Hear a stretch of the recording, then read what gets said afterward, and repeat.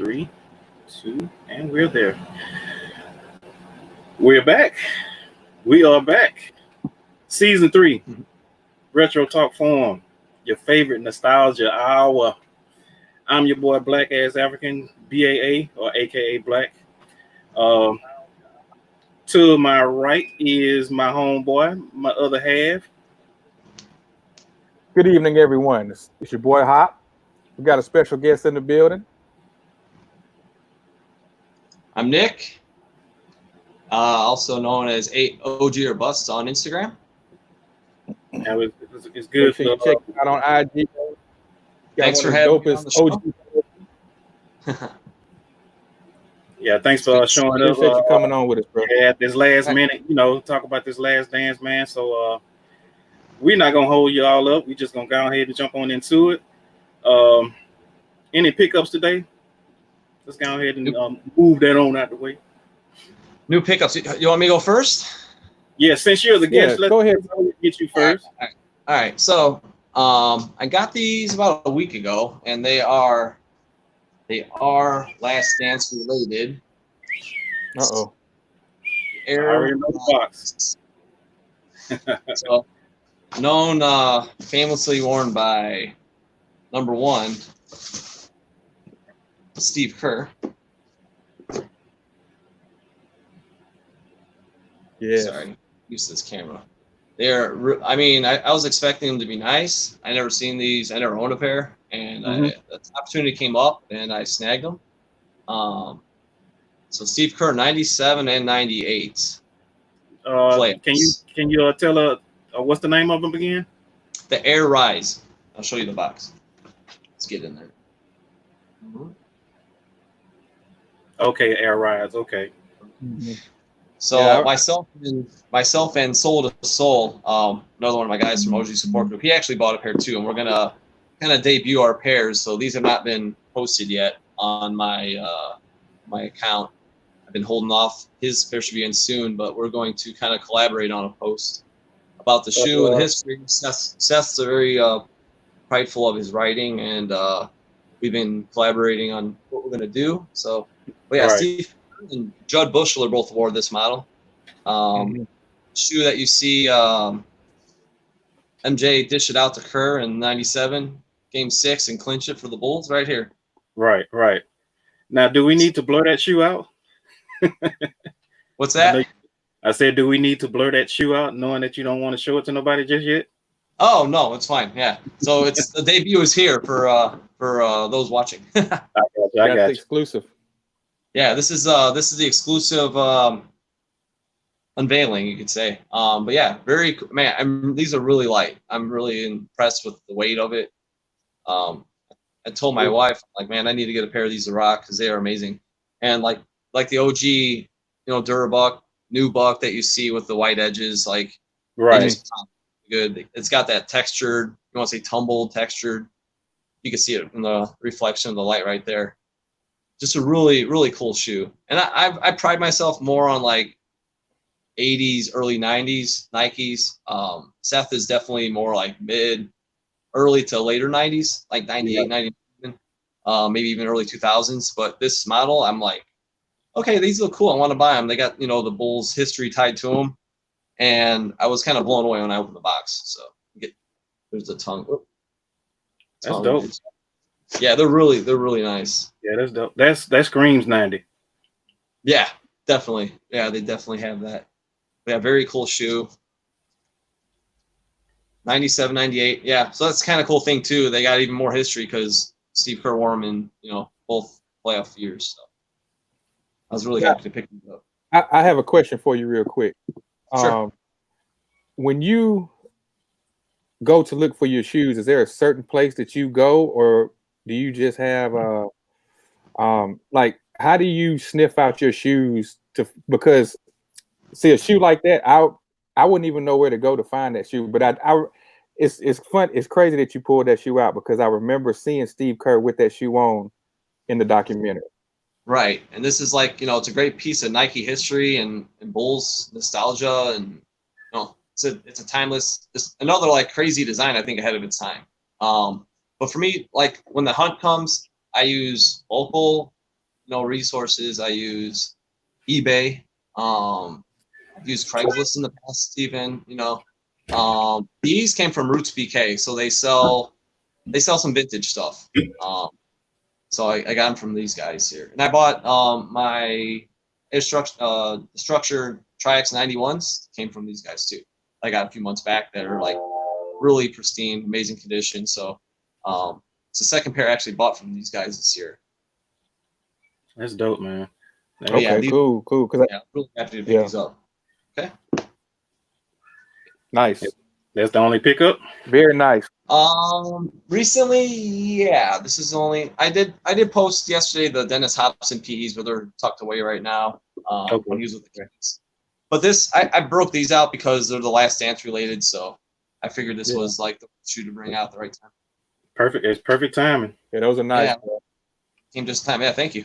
So, I was happy to put these in the add into the collection. So you want me to go, Hop, or you want to go? Yeah, I'll show what I got. I've been kind of like on a pump kick lately. So I was looking for these, and I found the retro of these, the D Browns. I found a pair of these. They were dead stock. Ooh, I'm jealous. That was slam dunk contest, no? Yes, sir. The peekaboo dunk. I guess if that's what you want to call it. Yeah, but it came with. Very cool.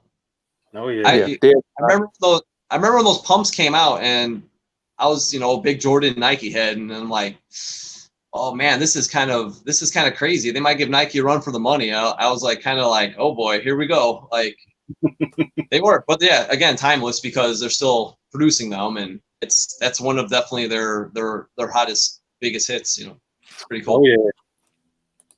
Oh yeah. Exactly. All right, so I actually go ahead, Hop. You got another? Go ahead, bro. No, I'm saying you got another. No, I don't have another one. No, I'm good. Oh, okay. Go ahead and say what you got to say. No, I was just gonna say that I had been on the pumps lately, and I actually found the retro to the air pressure for a real good price from Index Portland. And I was gonna ask you, Black, to show your OG pumps real quick. Oh, my pressures? Yeah, the pressures. You got them handy? Yeah. I mean, just gotta move some stuff around. I mean, if you can see in the camera shots, you can see the retros. Yeah, I see the retros right there. I think I got him tearing stuff up. No, I didn't think I was gonna be doing all this, but hey, this is a sneaker show, right? But this is the OG. Got the box, OG box. Still got the pump. And here's the shoe. Nice, very cool. All sealed up. Yeah, that whole. I was thinking about doing like a swap of the midsole, and it's a guy that sells this portion back here. I mean, but I said, you know what? I already got a pair that's wearable, so just go ahead and leave these the way they are, and I think we'll be good. So that's right. I respect that. Yeah, it's like an artifact. I haven't swapped any of my shoes, but if they just become to the point where they're unrecognizable, I'll swap them. If it's just completely crumbed, But if it's intact somewhat, by all means, I try to keep it original. Yeah. That's what I want. Somebody talked me into doing that because I like to rock my stuff, and I even had the OG paper that came in. I think this was Sports Illustrated back in the day. So, yeah. This is, and that right there is my all-time favorite sneaker, period. Like I said, the black metallic 5s is my all-time favorite Jordan, and the Air Pressure is my all-time favorite sneaker, period. And I seen the prices on those things, like they didn't just skyrocketed. when those shoes, when they came out, they went to like the Nike outlets for like $100. And I was like, wow. I hate that I didn't, get multiple pairs, you know what I'm saying? Just for that purpose, But it is what it is. Right. So you threw pickups hop? Yes. Okay. Well, I'm gonna go ahead and start mine, get mine over it real quick. First off, I got this Bo Jackson Auburn card when he got drafted by the Buccaneers. It's something. Okay. I got this. I saw a guy on IG. His name is Chuck G80. I think that's right. I saw him with it. I asked him. I hit him up. I said, "Hey man, where you get this from?" He told me where he got it from. Straight to it, because if everybody know me, they know I'm a diehard Tampa Bay Buccaneers fan. So I had to have this, and plus I'm a Bo Jackson fan. That's one. Being that we're talking about The Last Dance, I did get this book in. Oh, nice. Yeah, I saw that online. Looks good. Yeah, I had to get it. I did a pre-order with Slam Magazine. It took about maybe 3 weeks to get here, so I was happy with that. Then I got these right here, Air Flight 89s. This is like a Euro release. Came out in like 2007, 2008. Okay. I remember seeing that colorway. Yeah, they got this one. This is like a orange. It's kind of like a Halloween colors. It's the orange, black, and it's like touch of gold back here on this the heel counter or above the heel counter. Hell yeah, I like Halloween, so those are cool. I can't believe I've never seen those. Yeah, that's a European release, you said? Yeah, this is a European release because they had 3 European releases. They had this one. They had like I call it Notre Dame because of the colors. It was green, black, and orange. Green, black, and gold. And then they had another one that was like white. It was like a USA colorway. It was like mostly white with hints of blue and red. So that's one. And my last one is a dead stock pair of these right here. These are nice. Delta Force from '87. Right. I got the blue colorway. Those are dead stock though. Look like dead stock, yeah. Yeah, these dead stock. I had a dead stock pair in a size that I couldn't wear, so I ended up getting rid of them and then got this size that I can wear. And I like to wear my kids. And this is I don't know if y'all can see that. This is the Delta Force AC. So they had 2 versions of this shoe. It was 86. It didn't have any air in it, and then this one here had the air in the actual sock liner. So insole. Air liner, right. Yeah. So that's all I got. Yeah, I think that's all I got for right now. Did we lose Hop? Yes, we did. Oh, there he is backstage. Come on back in, man. You're more than welcome. Come back in. Come on back in. So let's get to the chat and see who's in the house before we get to the meat and potatoes of this episode. We got Zoe Rogers. How you doing? Appreciate you for stopping through. We got Coffee with the Foe. We got Cadillac Jackson. Appreciate you, bro, for coming in. We got who else we got in here? Chris Neely. He said classes in session. Yes, indeed. Yes, indeed. OG Sneakers. Appreciate you, bro, for coming through. We got BX Raised. I'm sorry, BX Raised. Like I said, man, yesterday, good battle. You got to come strong with it. Your next battle, man. Be ready. We got Eric the Red in the building. What's going on, Red? GTC Reels. What's good, man? Appreciate you for stopping through. 313 Retro Queen. 313 fuck free world. Every time I see somebody from Detroit, that's what I say, man. So regular Mike check. He's in the house. He's letting us know he's here. Appreciate you, bro. Who else we got in here? Jamal Green saying what's going on to everybody. Appreciate you, bro, for stopping through. Rice Goat 80. I'm gonna need you to change your name, bro, because I am not a 49ers fan. So me and you have like that issue, you know what I'm saying? So hey, get it right, man. But appreciate you for stopping through anyway, man. Appreciate you, bro. We got OG Kicks in the building. What's good, bro? What's good? It's a lot of OGs in the house, man, on everything. That's never a bad thing. Oh no. We got Flash in the building. What's good, man? Appreciate you for pulling through or pulling up. Who else we got in here? We got a lot of people here today, man. Mr. Bear 76, all the way up there in Memphis 10. What's good, man? What's good? What's good? Who else we got in here? Who else we got? We got Buckeye City Soul. What's good, Shout Kev? out Buckeye. What's good, man? Appreciate you for coming through, man.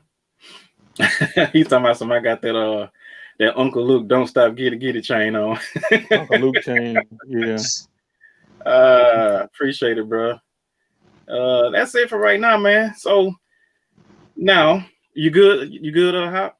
Everything straight? I hope so. Oh, there we go. I hope so. Okay, well, I'm gonna pass the mic off to you and let you go ahead and get into this interview process. Let's go on. Let's get to know Nick, aka OG or Bust. Yeah. So I asked Nick to come on with us to discuss The Last Dance. He grew up around that area. Just kind of like wanted to get his thoughts and opinions on The Last Dance, the championships, all the stuff that was going on in that era. So Nick, if you want to tell us a little bit about yourself, let everybody know who you are, where they can find you at. And just talk to us, man. What got you in the sneakers? What made you have the passion that you have for sneakers, and and also for Jordan also. Sure. Yeah. Again, I'm Nick. Find me at OG or Bust on Instagram. And I grew up in Northwest Indiana.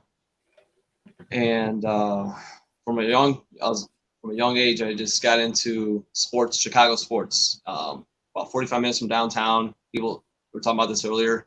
I'll get the perspective of Indiana being hours away, but right around the bend of the lake of Lake Michigan. I was born and raised, and 86, I think, was the first actual Chicago sports event I went to. I got to see Walter Payton play in the year after the Bears won, so that was cool.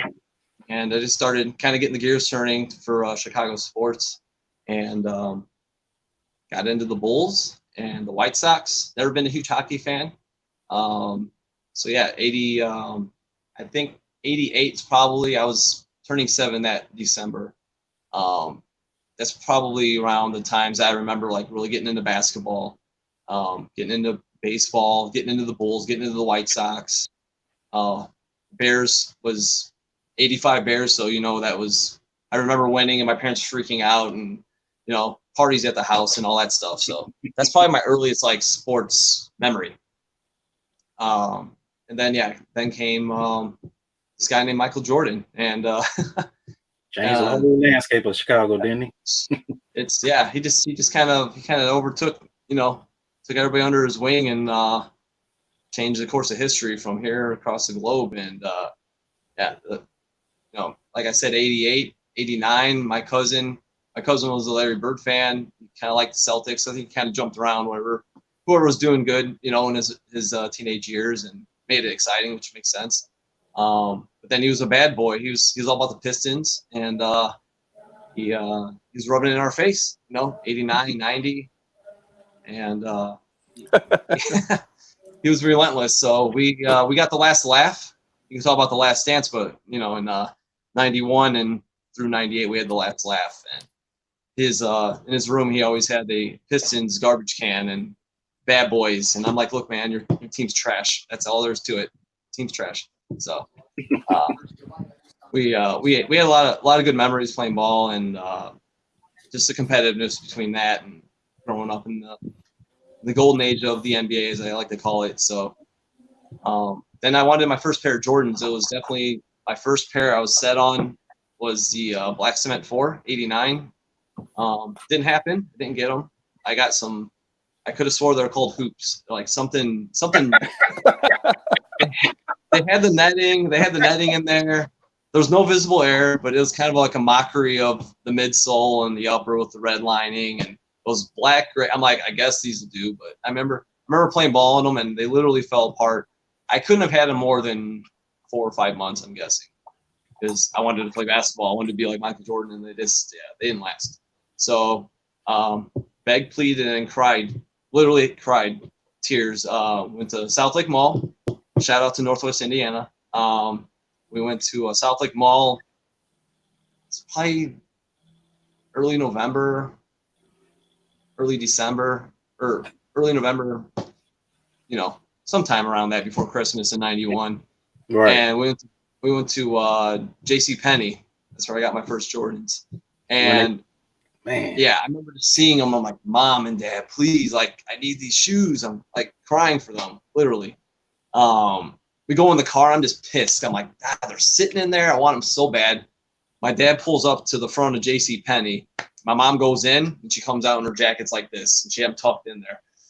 Yes, yes. Like, that was the moment of like victory. I knew I was getting them. They knew I wanted the black ones, but I posted the video on Instagram a couple times. And, not till I opened that box Christmas morning, that I had my beloved cracking to the day of now. So I got the box and everything, wore them everywhere, played so many. I have so many stories of just playing ball in them. So that was my first pair, and then yeah, the rest is history. I was just obsessed with them and watching Mike. Wanted to be like Mike, doing that air reverse in my driveway, trying left-handed. So I had those, and then I 92. I wanted the sevens.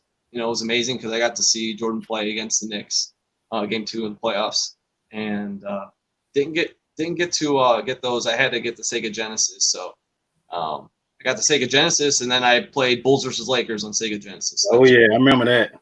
Yeah, so that was a consolation prize. I'm like, you're not gonna get the shoes, but you get those. But then '93, I got the red pull tabs, playoff eights. And yeah, absolutely love them. And I learned my lesson. I'm like, I'm not gonna beat these to hell like I did the black infrareds. So they're in good shape. They got some creases, but yeah, I was very very cautious with them. So those were my early pairs. But yeah, I had the so when I was a kid, I had 3 pairs, and then the last pair came '96, the playoff 11 low. Amazing. I mean, photos don't do justice to the materials. They're so nice. I really wanted the patent leather ones, but because I was in that age of being critical of myself and acceptance and fitting in, or the patent leather was just too flashy for me. I'm like, yeah. I remember seeing Jordan wearing them, and I liked the 11s. I thought they were great. I remember the playoffs, and I'm looking on TV, and I see the red lining.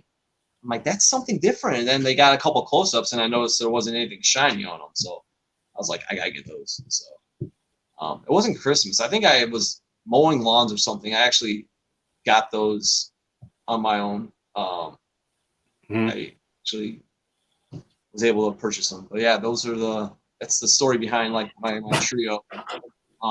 Collect OGs. OG Nike. I love OG Nikes and Jordans.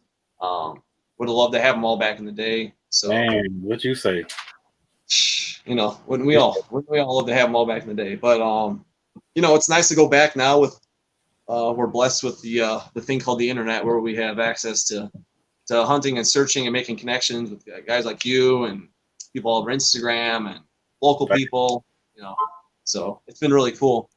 Just meeting and networking, and that's kind of how I do it. And I like collecting OG Nikes too, because like I said, it had to be like a big gift for Christmas. So I would get the years prior models that were on sale. I would get the flights that weren't as expensive, kind of like the more stripped down models. But if I wanted that nice $120 shoe, then yeah, I would try to get them for Christmas or my birthday. So it's kind of the background. And then track. I used to run track through middle school and high school. So it was Air Pegasus, Air Icarus. I love the Air Max. I'm like, oh, I really want Air Max, but they're $150 or whatever it was. Mm-hmm. So yeah, I was doing the Pegasus, the Icarus, usually 94. So I would get in 94, I would get the 93 model, for instance, that, maybe $50-$60. So Yeah. but they're great. And I love getting those sneakers too, because I know with the Jordan 11s, I know down here, in my neck of the woods, they actually sat because a lot of people, they didn't like the shoe because it was something that they never saw before. You figure you see patent leather on the shoe, you thinking like it's a dress shoe, something you go to church or you get married in, or you go to a pool, something like that. Yeah. But now it's like it's a necessity. People want that. If the only Jordan 11 that I know that people wasn't feeling was that platinum tint Jordan 11 that came out a couple years ago. I think a lot of people wasn't feeling that because it didn't come with the patent leather. I mean, it was a dope colorway, but I think that shoe was probably way too. It was. I think it was maybe 5 years too late, because I seen a sketch and I seen like a rendering of it, and I was like, if they came out with that back then when I saw it, it probably would have hit better than it did when it came out. So, right. But iconic shoe. Everybody said that you have to have that in your collection. I get it. But throughout those years, did you gravitate toward the Nike shoes, or were you staying just in that lane of Jordan? What made you gravitate to just the actual Nike basketball shoes itself? Yeah, because I mean, we would get new shoes for school, and then I get shoes for track. So it wasn't. It was kind of like, here's your budget, and we're gonna go to the store, and you're gonna pick something out. So you have a price range, say 40 to 60. So it was whatever I thought looked cool, and I always try to get the black. I wanted to Bulls colorways, black, white, and red, whatever the color base would be. So that was kind of like how I made my decisions when I was growing up and getting those models. So outside of the Jordans for Christmas, or when I got a little older and was able to buy the 11s, that's pretty much how I based my purchases, or my selections, I should say, because parents bought them obviously when I was in middle school and elementary. Now you made a reference about J.C. Penney's. Man, I remember J.C. Penney. Like now, J.C. Penney, you can barely get I guess you'll say like a random Nike with Air in it. Right. It's like shopping at Kohl's now. But yeah, they used to have they used to have the premier running shoes, yeah. And on sale too. Like my exactly. I wanted those playoff 8s. Red pull tab or bust, I like to say. But they they got them for Christmas, and I look at the box and it says on sale for $89.99. I'm like, holy crap. They went on sale, actually, like the playoffs that you won the championship in. So, see, we had a Parisians down here too, and they were pretty much like they was a little scale up above J.C. Penney's, and they sold all the top tier Nikes, Reeboks, and stuff like that. And they was doing the same thing, having a lot of stuff going on sale, just like J.C. Penney's. And it's like now you have all these foot sites that you have to go to now, and they rarely put stuff like that you want to see on sale, because back in the day, a lot of stuff just sat. You didn't have to like rush out and get it. You know what I'm saying? It ain't like you have to be in no line or do no raffle. It's just like walk in at your leisure. Guess what? It's gonna be on the shelf. You didn't have to. Even with like the first rounds of the retros, in the 90s and early 2000s, that's they didn't go that quick like retros now. And then you had like one model coming out every year, so it was a little different, it's different times. You'd have one model of 4 to 5 colorways, maybe 3 even. So, I remember in '94 when the reissues came out, right? Those sat. They went on sales racks at Marshall's. I seen a pair of like the Chicago ones and the bread ones. They was on sales racks at Marshalls for like $20.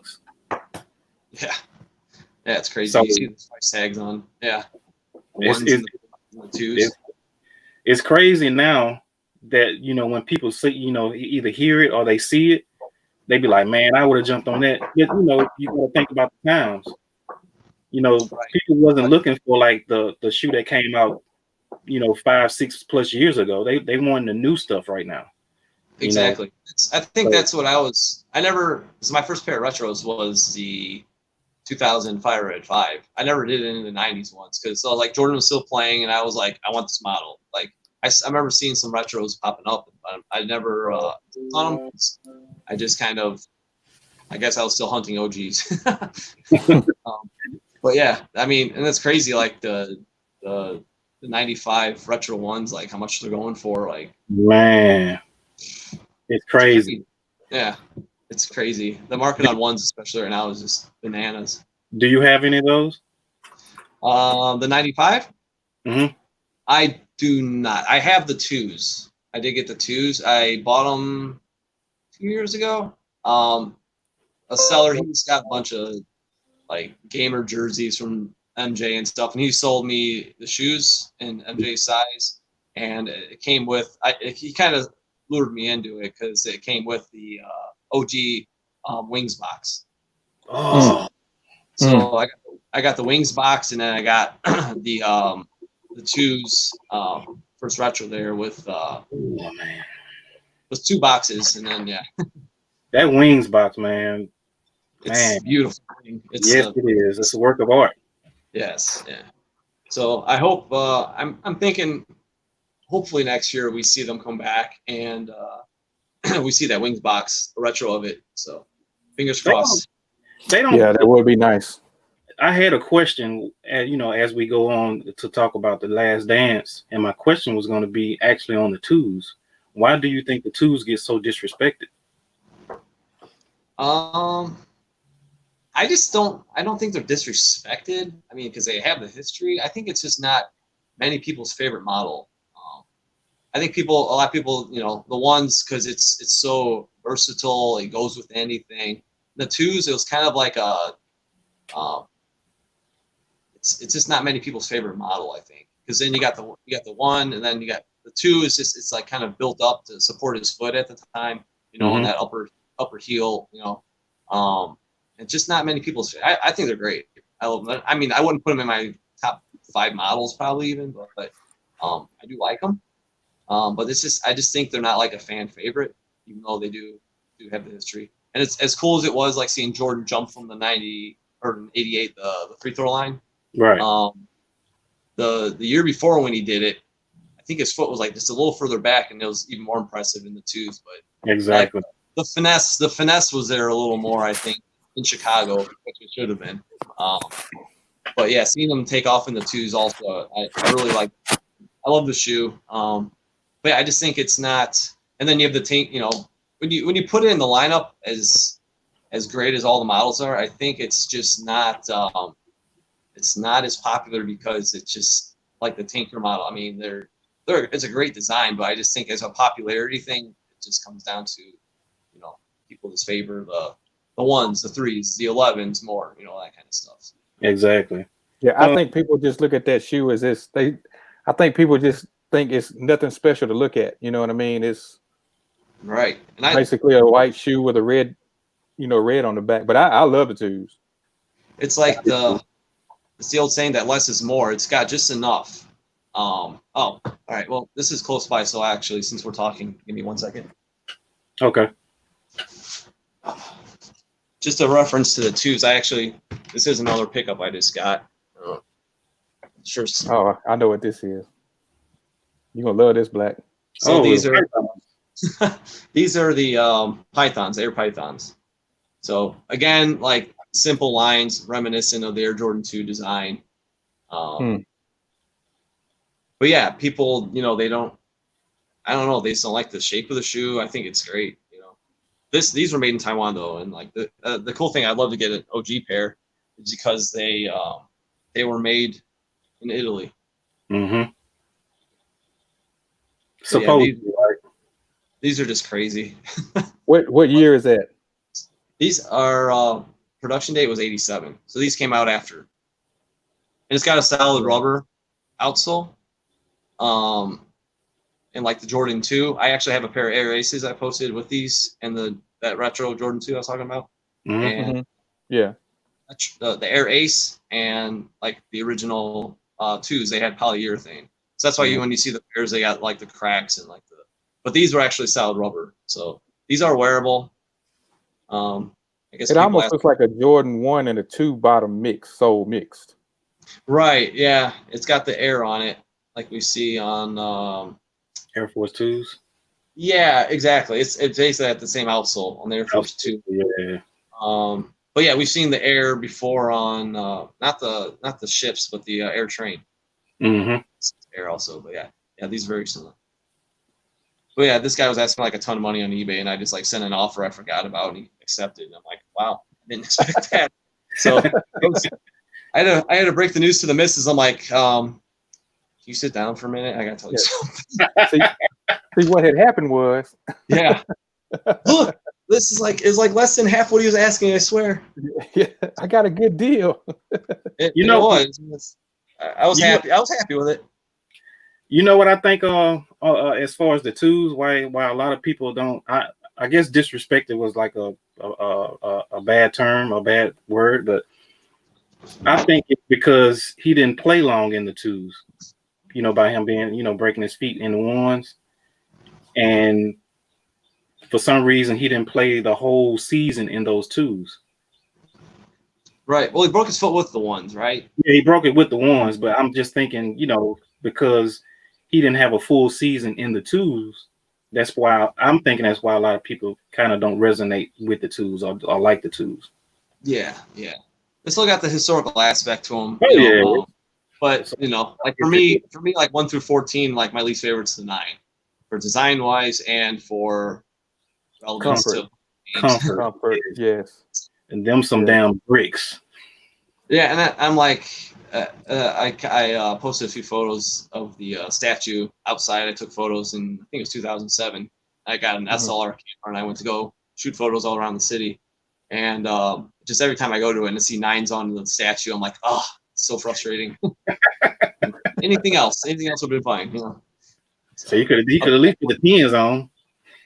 Yeah, because they're around the same time coming out, so maybe it was, I don't know the timeline how that worked out, but the 2s would have been easy to sculpt. The 1s would have been easy to sculpt. I remember I saw like a documentary and they're talking about the person that did the sculpting. It's some local, I forgot the name of them, but like the White Sox, they have statues that they did. They do amazing work. I mean, really like very proportional, like spitting image. But I remember they made a comment. I don't know if it was on like Nike's behalf or if it was a sculptor, but saying like it was like the simplicity of molding the shoe was like part of the reason why they selected that model. But I was like, yeah, that's BS. I didn't agree. So, any other questions you got for him so far, Hop? No, I think he pretty much ran down. He pretty much ran down pretty much everything I wanted to ask. Okay. I wanted to ask. You know what the thing is to do now. Jump right on into Last Dance. Yeah. All right. So just overall thoughts. What do you guys think about the overall aspect of it? I'll let you go, OG. Overall, I was very happy with it. It was exciting. I was hoping to learn some new things, and we did. We heard some new stories. That's what I was excited for. Like learning new things, seeing footage that's been in the vault per se. The new interviews, just that the whole personal connections and seeing Jordan's side of his competitiveness and kind of delineating like the way his thought process, and you get to see the fire burning in his eye. You could still see it. That's what I think was really moving. Because I'm right there. Like we're all as fans. Like we're watching this and we're experiencing it again, and we're basically absorbing back and bringing these memories back. And it's just really, it was really like cool to see and kind of have that same feel. Like, here's a related issue. Like, people like, why you got to badmouth the Pistons? Because I put like hashtag Detroit sucks, because it's kind of a joke, but still like, yeah, I'm still not happy about Bill Laimbeer. Sorry, I'm like, my feelings will never change about the Pistons and the Bad Boys. Like, oh, he had to get over the hurdle. I'm like, of course they had to beat them, but I just don't like the way you guys did it. Like, you guys are like trying to injure people. So, like, my feeling and like my my opinion will never change about the way it was then and to now. It was fun. It was fun, like watching it, and like it was infuriating, and you want your team to be successful and you want them to have a fair shot, and you feel like they got paid, play with these bullies basically. So it was just very refreshing, and it's great hearing insight and different stuff from Sam Smith to the different ESPN reporters, and I really enjoyed it. What about you? What about you, Black? How'd you feel about it? I loved it and I hated it at the same time. I hated it because, for 5 weeks I had something to actually look forward to, and then once the last, the 10th episode came on and went off, it was like, so what I go back to now? It's like it kept me on the edge of my seat. A lot of the stuff that I knew, but a lot of the, like OG said, the stuff behind the scenes, man, it was like, oh, I didn't know that. I didn't know that, Dennis Rodman needed, a vacation, what I'm saying, when Pip came back. I never knew that. You know what I'm saying? It's like small stuff like that I never knew. I never knew that Horace Grant had a problem with Jordan. Especially when he left and went to Orlando. I never knew he had a problem because he didn't want to be that third wheel. Well, when you got to Orlando, you was the third wheel then. You was just that veteran presence that they need to get to the finals, not win. But a lot of people say Jordan is an asshole, right? When you at a job and you got a boss, your boss has to be that asshole to make you or get you motivated to do things. If not, then you'll be, you can't have your boss be your friend, and you kind of like, not actually, being on your P's and Q's when he come around. So that's how Jordan was. And I felt like, he had to be that villain, I guess you'll say, in order to get them where they needed to go. Because if he was gonna give his all, he wanted his team to give his all. And I get that. Some of these players today, they don't have that mentality. And that makes the league or their team soft. And I feel like, back in the day, in the late 80s, early 90s, even the early 80s, you had a lot of teams that had a lot of stars that went hard to try to get to where they needed to go. Granted, the 90s had Jordan, so a lot of the teams in the East, they didn't taste the finals. I la my Knicks, in 98, the Pacers. The Pacers, they had that game. It's just, it's a lot of things that Jordan stopped, but his greatness was not going to be overshadowed at all, because the dude was, I'm going to say this, I was a Jordan fan, but when it came to the Knicks, I was, I'm not saying it, but I'm like, kill Jordan, because I don't want him. I want my Knicks to go.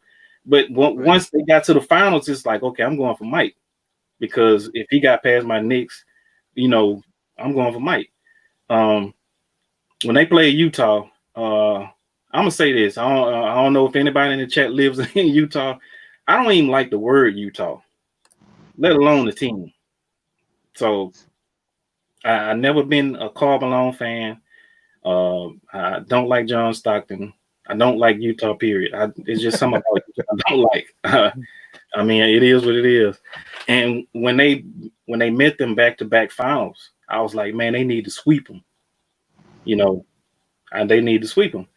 But all in all, I felt like the production was good. The music was great. Them playing music at the right time, they picking that right song for the right moment. I thought the music was good. they hit on a lot of points. Like I said, we'll get into it, per episode. But that's my thoughts, man. I think it was all in all good TV. What you got? Me personally, I loved it. I saw where what some people were saying, like BOE said, the way they produced it, where it jumped around.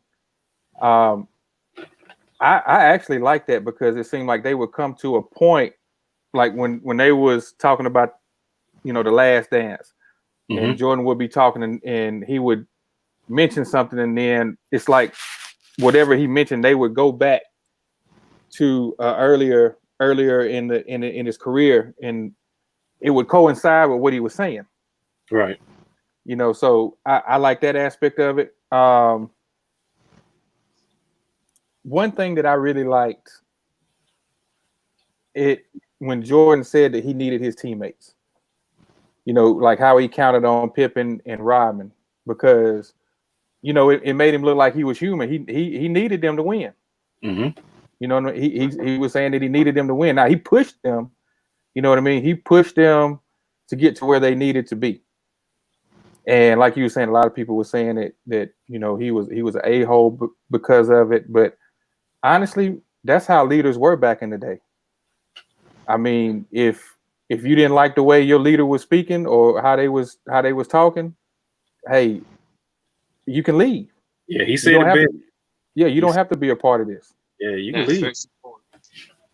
So he pushed people, like he said, he pushed people when they didn't want to be pushed, and he pulled when they didn't want to be pulled, when they didn't want to be pulled.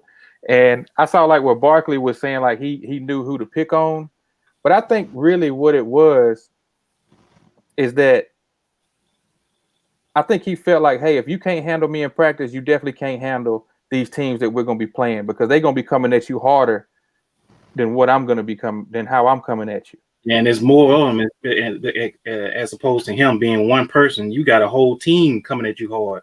So when he said that statement, yeah, it was like, okay, he said some real stuff right then. Right, and it, like I said, if you can't handle that pressure, you're gonna crack when it's time to really come through and help your teammates out.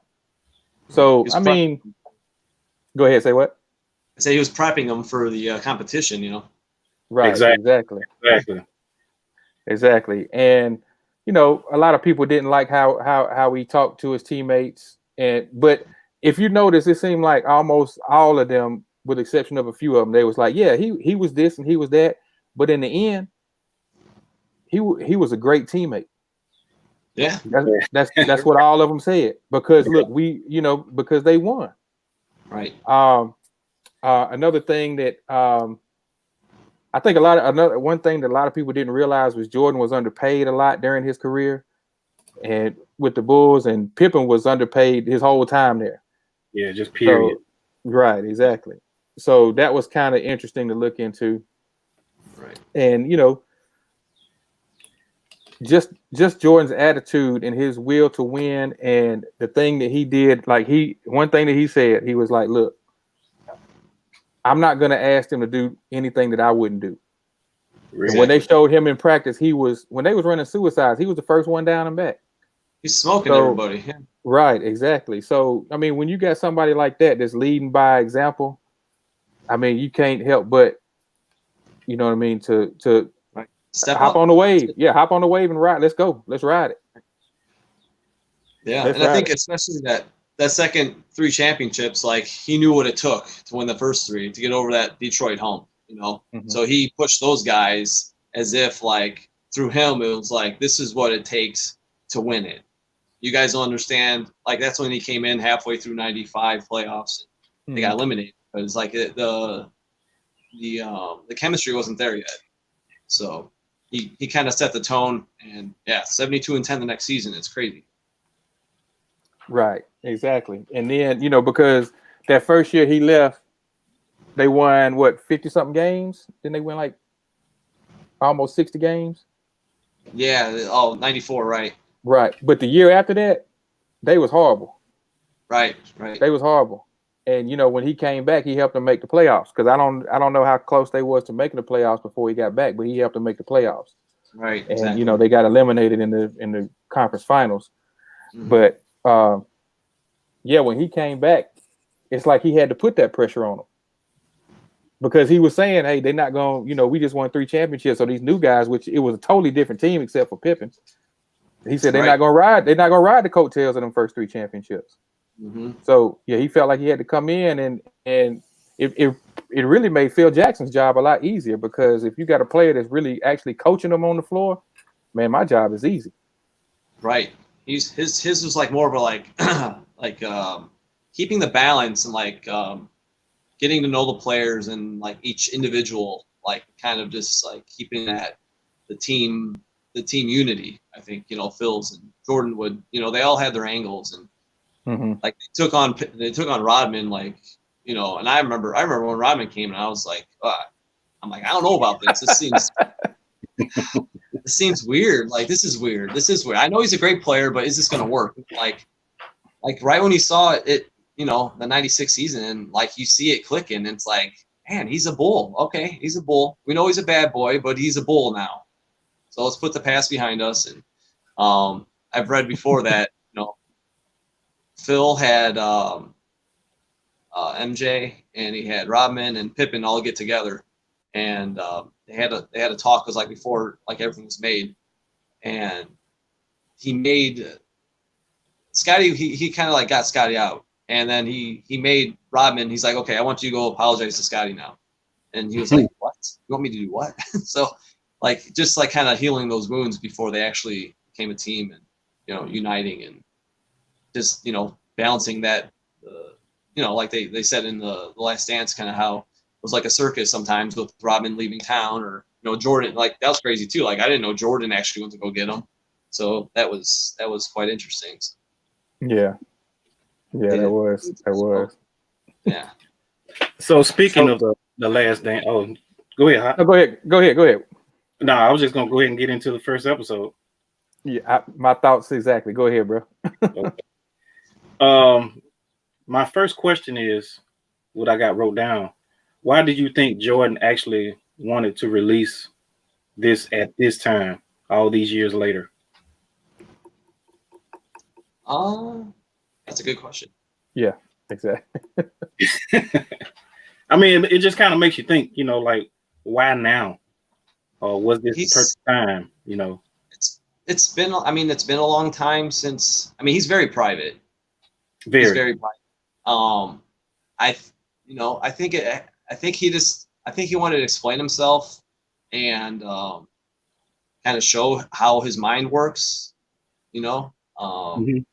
His competitive nature, and kind of justify the way he traded his teammates, and how basically kind of breaking down how he thought and how he can get people to be their best while he showing his leadership skills.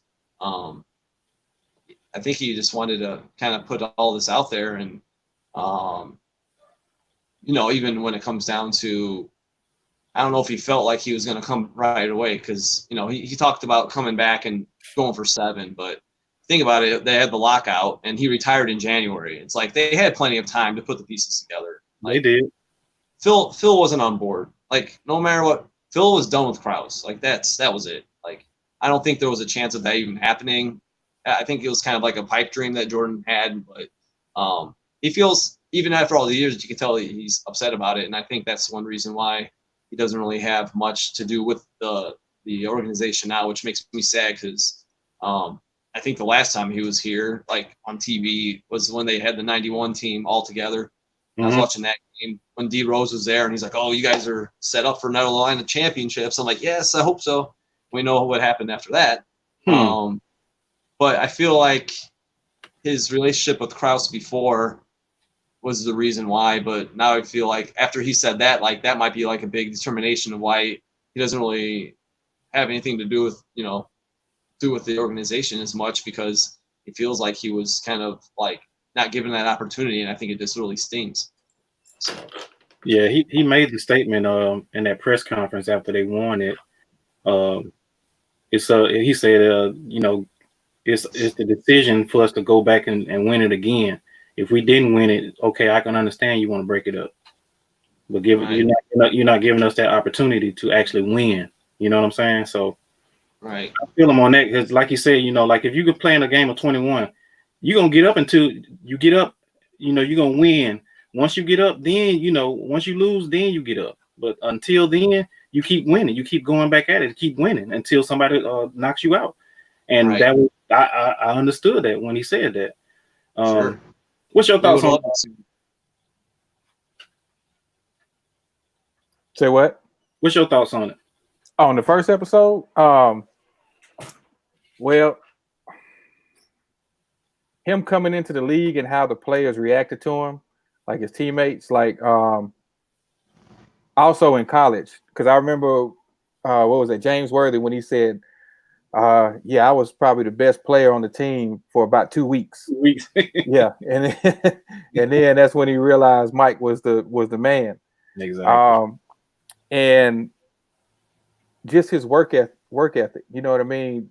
When he said, which this was something that all of us probably knew when he was talking about he got cut from the varsity team, and he worked extra hard, and then he made it to college. But coming into the league, I don't think everybody thought. Well, everybody said it. They didn't think he was going to be who he was. Right. When it came to his, like I said, his work ethic and him having that will to win, because it seemed like in the beginning when he was talking about he felt like he earned his wings on that third game when they was playing Milwaukee. And he was like, we was down by like 10 with like a couple of minutes to go. And then next thing you know, he's doing his thing. And he's showing them older guys, hey, we can win. We can win. And it those guys realized then that he was the best player on the team. Right. Can argue that though. Right. So that first episode, like I said, that was just kind of, to me, it was a lot of stuff that I had knew about. Like I said, with him playing his brother, Larry. He said Larry used to beat up on him.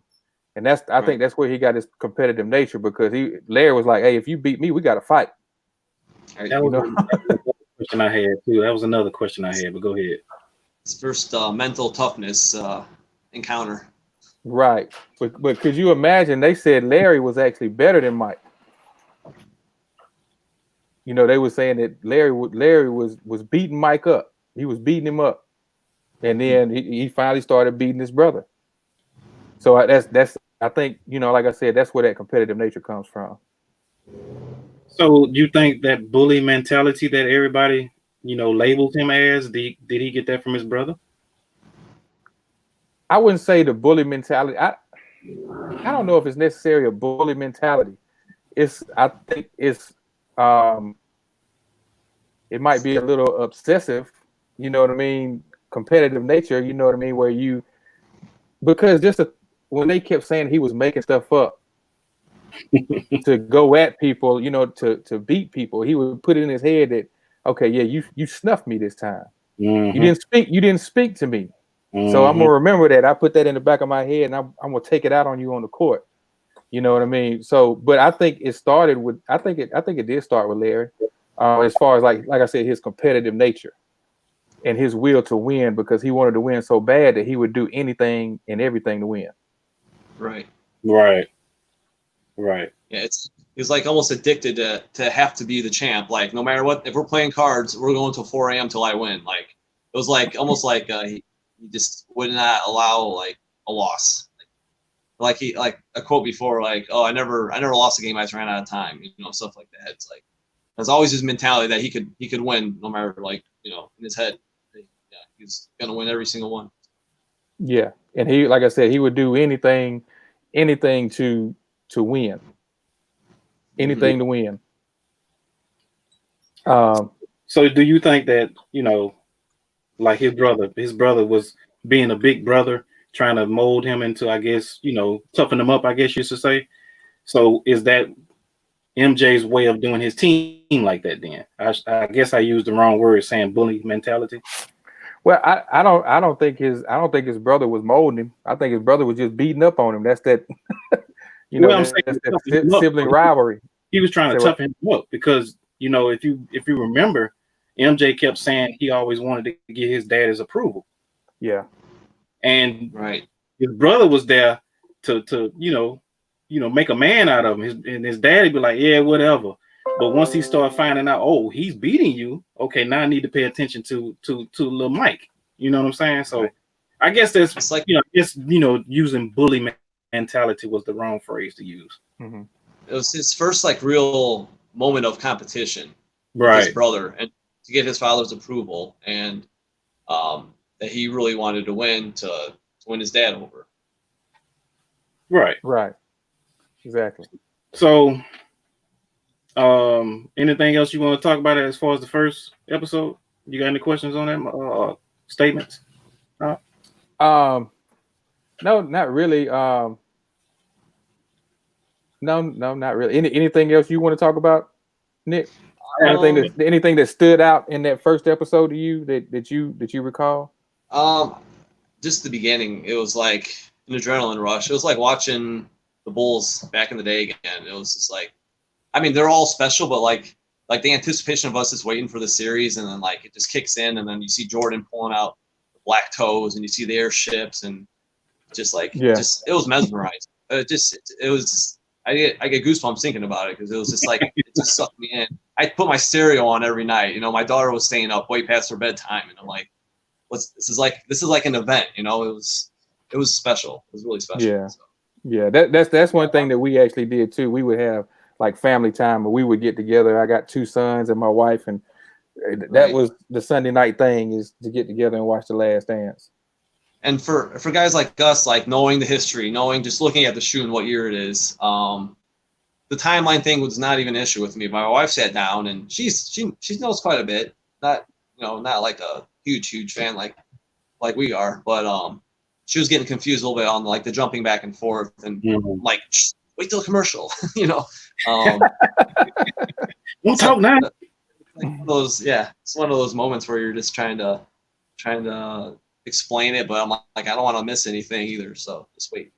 But right. For the casual viewer that hasn't mumbled the words Michael Jordan in a while, I can see people maybe getting a little lost in it. There's like some funny memes about, here's the timeline of The Last Dance, and they're like, it's all over the place. But I didn't think it was that bad, where it was like hard to follow along. Nah, especially if people enjoyed it that much, and like if they saw it a second time, if they didn't understand it, I think watching it again, they would probably, oh, okay, now I understand. So. Right. It was something that was, all over the sports news and all that. It was about him, quote unquote, snitching on his team, his rookie year. Yeah. Do you think that's what snitching he was doing, or what? I mean, I had this discussion with a couple of my OG support group guys the other day. So for me personally, I never even looked at it that way. Okay, for one, let's think about it. The 70s and the 80s was full of what? Every music, every actor, every sports athlete. And what I got out of it when I heard the story, when they're talking about it, I read like the past about the Bulls. I knew it wasn't like a big shock, because I knew Irvin and like a lot of these guys are doing cocaine and stuff.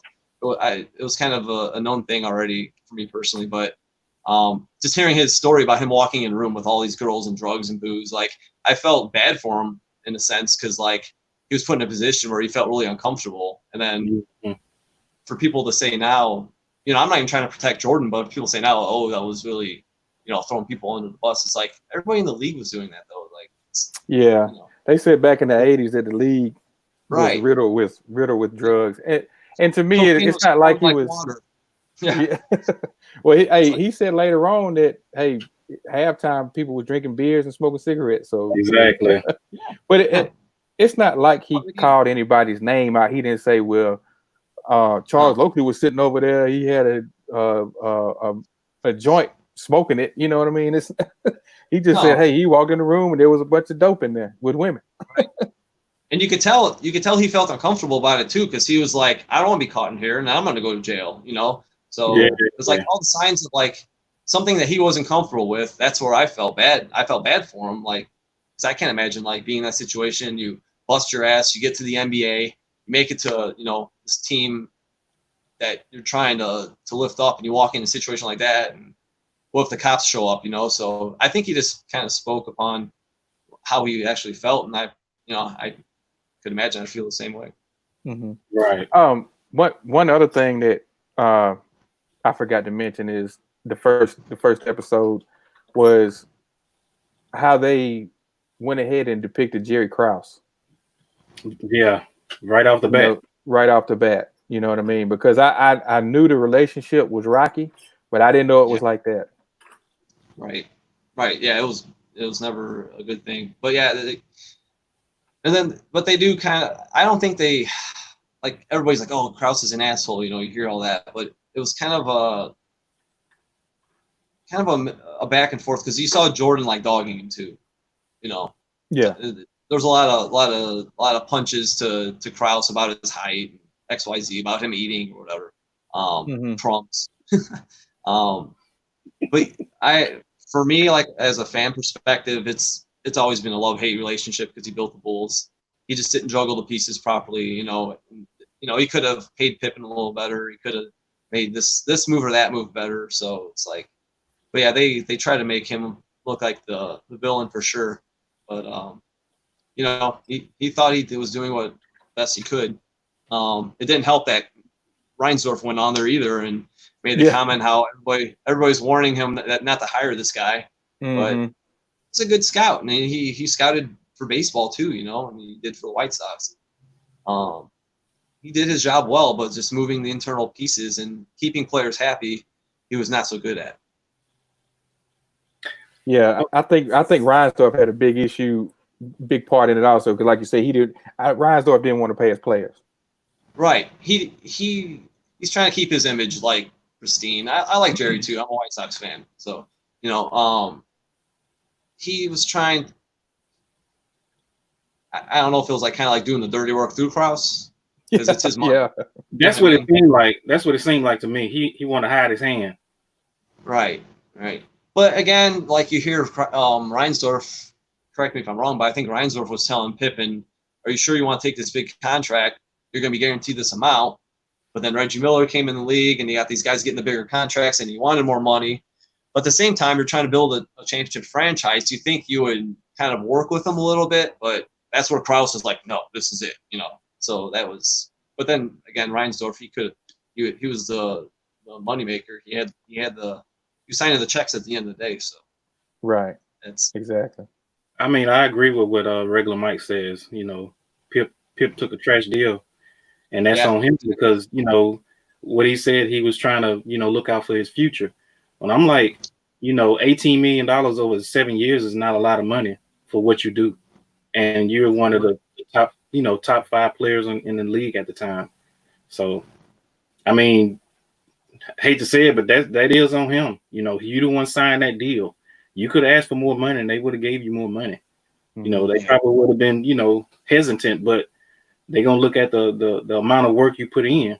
That's with anything. If you want a raise, you're not satisfied. Hey, you don't think I need some more money? All that stuff I've been doing.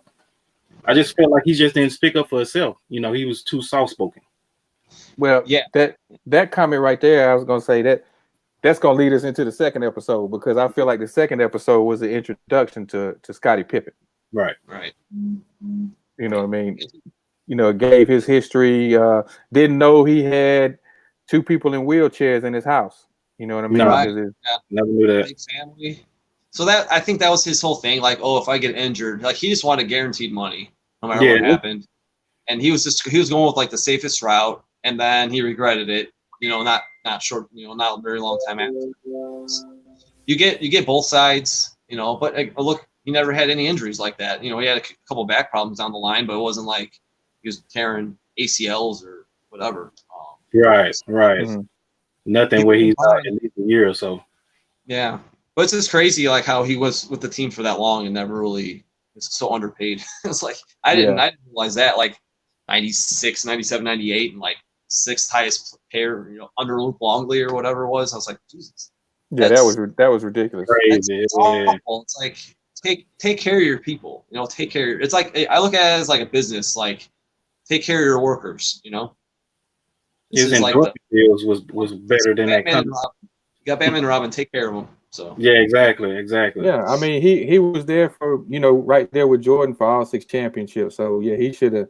They should have at least the last 2 years made some kind of arrangements for him to compensate him for all that he did, all that he's done. For that, because both of them made the Bulls a ton of money. Right. You know what I mean? So yeah, they could have took care of Pippen if they wanted to. But the thing that I didn't really care for is like they were saying that the guys were getting old, but they were still winning. Right. They were trying to say that they was old. They could have won 1 or 2, maybe, who knows? Can't rewrite history, but you could see like 93 and 98.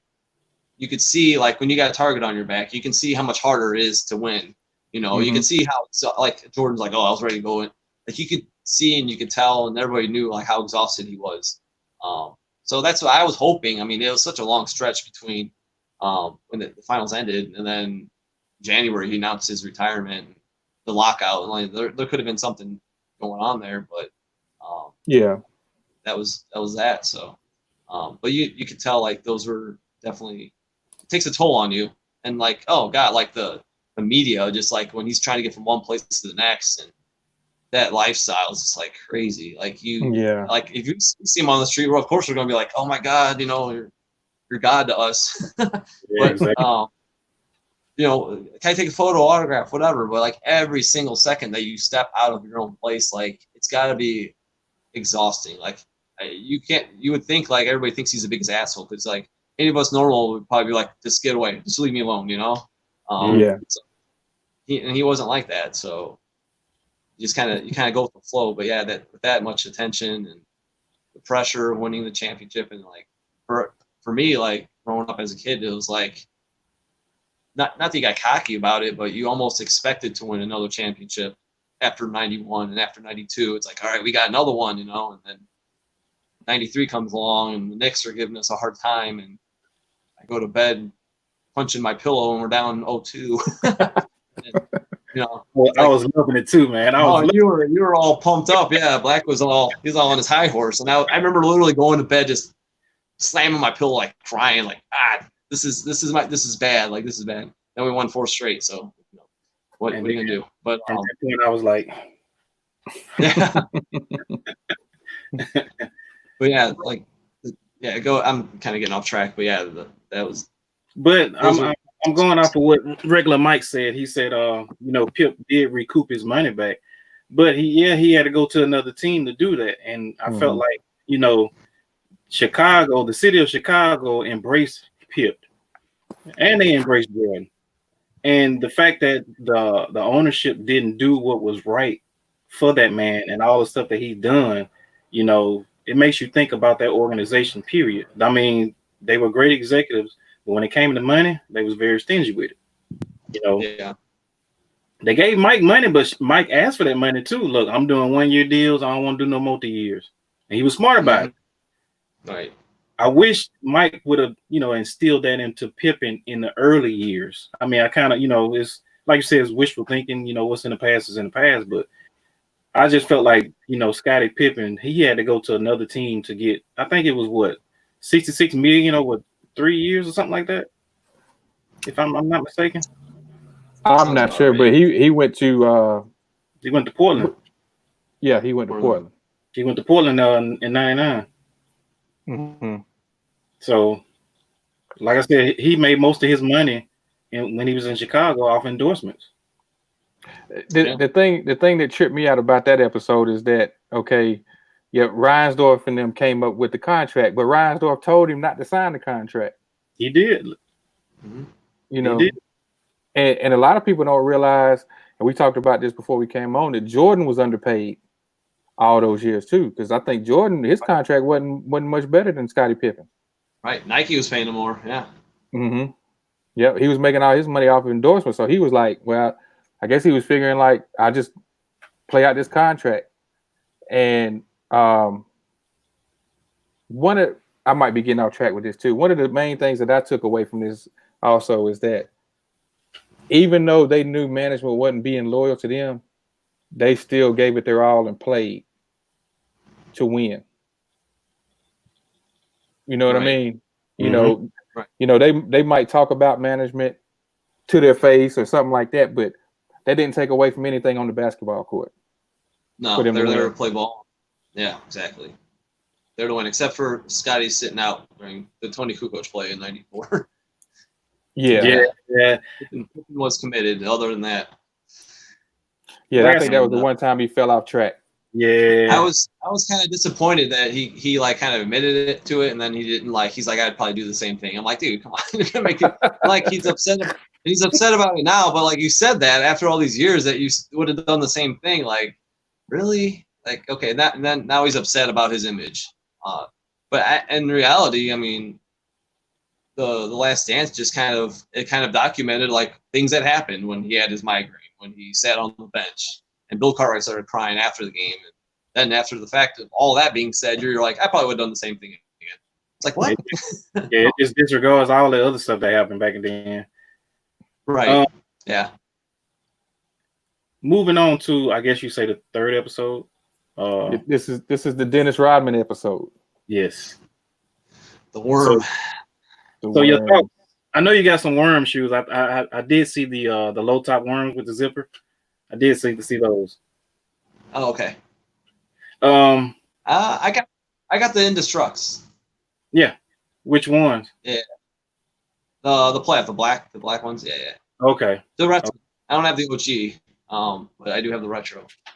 Okay. But yeah, I do have those. Yeah. Only thing I got is the 96. I got the Air Darwin Low from '94, and that's a dead stock pair, and that's the only thing I got as far as Rodman's. Oh, okay. And the Revolutions, OG Revolutions, if you're talking about Bad Boy era. So. You had to bring that up. I love those shoes, man. They're I'm still looking for a pair. I'm still looking for an OG pair, man. But yeah, it's a higher cut too. So yeah. My question about Rodman is, who turned out Rodman? Well, they said Madonna. I think it was Madonna though, for real. And then Carmen Electra, she actually molded him to who he is now. Well, my question is, because was Madonna with him during the Spurs run before he came to the Bulls? Okay. Yeah. Mm-hmm. Yeah. That's when he started doing the hair. Yeah. He started. Right. That's because he was dyeing his hair then, right? Yeah, really doing that bad boy persona. He brought that from Detroit, and he kind of opened it up in San Antonio. Right. And that's the thing too. It's like the Bulls, like the personalities and the coaching, like he was a good fit, but like I just can't see David Robinson like working with Dennis Rodman. No, he's just going over well. He's so like American, I don't know the word I'm looking for. I can't think of a word either. I get what you're going. Like cookie cutter. He's like too cookie cutter to like deal with all the madness. It's like, man, I ain't got time. Admiral. I love the Admiral though. Yeah, that's the Admiral. Yeah, he he's a military guy. He ain't with all that. Exactly. He's like, exactly. Yeah, that's what it is. The military made him like that. He's like I'm not going for all that, man. You sit up, you make your bed. Yeah. Yeah, all that. So let me ask you a question. How bad did you hate Rodman for the Pistons, and how much did you love him when he came to the Bulls? When he's with the Pistons, I disliked him, but nobody made my blood boil more than Bill Laimbeer. I think everybody was like that, man. So I despise it. He just wants you to punch the fucking TV or something. just blatantly. I mean, yeah, of course he's talented because he's in the NBA, but not as talented as the rest of the players. And like you're making your game off of hurting people. And I was watching. Must have been Game 5, maybe Game 5. It was the Pacers and the Bulls, and '98. And Isaiah Thomas is talking to Bob Costas, or was it Marv Albert? I can't remember. And he's talking to him about when the Pistons were playing against the Celtics, and they knew Kevin McHale had like a bad ankle, and he was like, they were talking about somebody like trying to hurt another person, and he just threw out there that Bill Laimbeer was like basically trying to break his ankle in step, and just the way he worded it, like blatantly trying to injure the other guy and to take him out of the game. I'm like, that's not a strategy. Like a tough defense, physical, but like attacking somebody's like injured body part, I'm just like, that's where you lose me. So that kind of stuff, it's kind of where they changed the rules back then too, you know, with the flagrant fouls and all that. That reminded me of Karate Kid, the first one. Sweep the leg. They sweep the leg. Sweep the leg.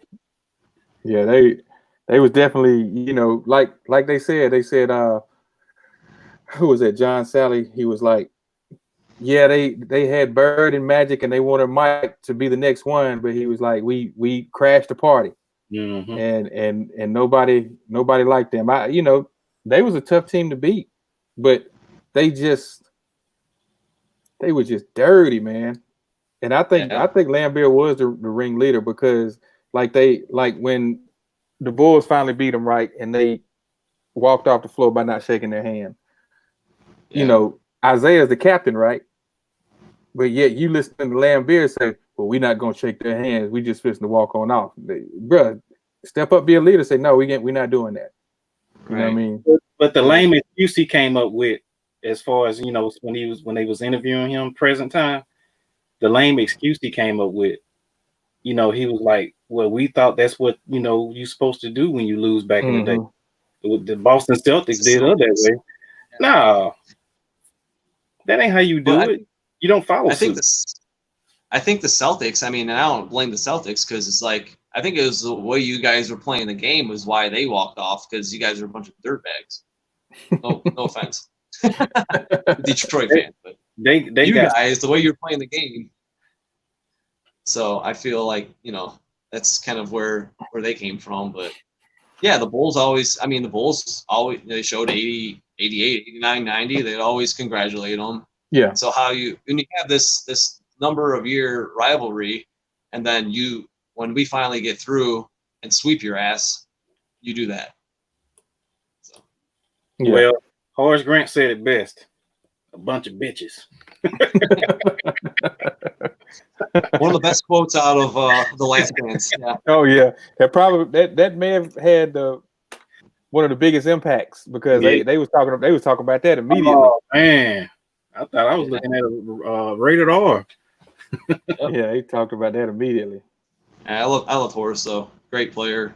Yeah, he was. He definitely underrated. Was. You got Pippen, you got Jordan, but he was great. He did the job before Rodman, and he was a good scorer too. Mm-hmm. Yeah, he hit that mid range. Yeah, yeah, he was tough, man. Rebounded, man. He'll come through and dunk on you too. Yeah, you know. So yeah, I liked Horace. I liked the way he played, but I think he felt like he was underappreciated also, and he was like, man, I'm gone. So what about what he said about Jordan then? Which part? He was on a local Chicago sports station, and he was pretty much saying how, you know, of course, he said Jordan was a snitch, and Jordan wasn't the best teammate to be around. It's almost like he was hating on Jordan. And plus, he said, why it's called The Last Dance. It's supposed to be about the '98 Bulls. It's not supposed to be about the lifetime of Michael Jordan. So I think we knew it was going to be like this, though. It was going to be focused Jordan like at least 50% of the time. I kind of expected that. But you got to. That's what everybody wants to see. Yeah, exactly. I mean, that's what it's about. Jordan was the Bulls, but I'll say this too: like without Pippen, without Rodman, and without Horace Grant, like they wouldn't have won these championships. First three or last three. No. I mean, they needed a team that Krause put together, and they wouldn't have won if they didn't have those parts. You know, especially if Jordan or Pippen was not there. Forget about it. Well, we're gonna say those people there. Also, you got to think, if they wouldn't have changed their coach from Doug Collins, which was just pass the ball to Mike or pass the ball to Will and get out of the way. If they didn't have that, if they would have kept him, I don't think they would have won it all either, because one man can't win a team. No, and leader. Jordan was against him. Yeah, he was. He was completely. Yep, he didn't want it. He liked the offensive strategy. He did not like the triangle, even when it came in, and he was against it. And I think once he started understanding it, it was like I've seen quotes of just like, "Oh, how am I supposed to score this many points?" or the scoring title. It's like, well, you want to win a championship, you have to involve the other players. So I think he was against it at first, and once he adapted to it, and then that was the winning way, and it just really thrived at it. And changed his craft as he got older with the post game, and the game was vicious. Yeah, I mean, just the mental state of how smart he was the last 3 championships. Like you always think 91 through 93, like he's a little more physical, he's a little quicker, but like the mental game in the later ones, just as good as those early. Like he had it. It was something special in both three-peats. Mm-hmm. Yeah, second 3-peat, he had that fadeaway. He was killing them.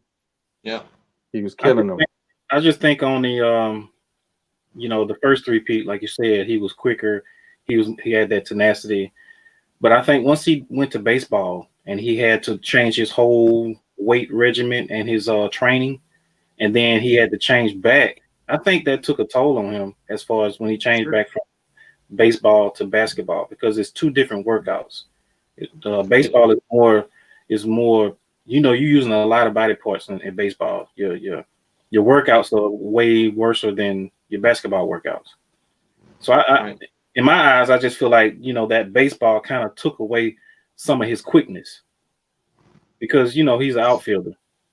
You run a ball, you throw it. You know what I'm saying? You got mechanics when it comes to baseball, but basketball is you have fundamentals, but you got to have the pure athleticism, to play basketball. So I mean, in my opinion, that's what I think. It slowed down a touch, but he still was phenomenal. Yeah, I can agree with that completely too, because you're using you're using your muscles in different ways. Exactly. So like when I was a kid, like not comparing myself to Michael Jordan, but just sport to sport, I was a swimmer, and in season, doing good, feeling all right, and then I jumped the track, and like they'd be like 3 weeks in it, in training, and then you're just like out of whack. Like I've been killing myself in the pool, but like when you're doing a completely different sport and using your muscles in different ways, like it takes time. It definitely takes time. So especially when he was, how old was he? Early 30s when he got back into to basketball. So your body as you get older too, it takes even more time to kind of transition, heal. So that was definitely a factor, And 95 playoffs too. It's like between that and then just the team not really familiar with one another, and the chemistry wasn't there yet. So, or the worm, as we were talking. Yeah. So, we just kind of talked about episode 4. That was the Phil Jackson episode. With him coming in and Jordan not really caring for him. He said he didn't like Phil at first. He liked the way Doug coached him, because Doug was like giving him the ball, giving him the rock, letting him do his thing. And, it finally took, Phil coming in, kind of like telling Jordan, hey, we got to get some other weapons on here besides you, because that's what Detroit did. They focused on him. Right. And that's what the problem was. And, he finally learned how to trust his teammates. And that is what happened with that first championship. Like when they were saying, when Phil was in the huddle, he was like, who's open? And Jordan knew who was open, but he wouldn't pass him the ball. Yeah, he wouldn't pass him the ball. He's like, get him the ball. Trust your teammates. There you go. Hit up Paxson. Yeah. Yeah. He didn't want to ever give the ball to Bill Cartwright, though. No. No, he didn't. I don't want to get a ball to him with 4 seconds left in the shot clock. Yeah, he had that turnaround. That free throw, I just loved it, man. It was like it went in a lot. I'm like, whatever works, Bill. Just whatever works, man. Yeah, he probably had one of the most funniest shots in the game. Man, it took about 2 seconds for him to shoot it, though. Yeah, it's very unique. But I didn't know Phil won all those championships before.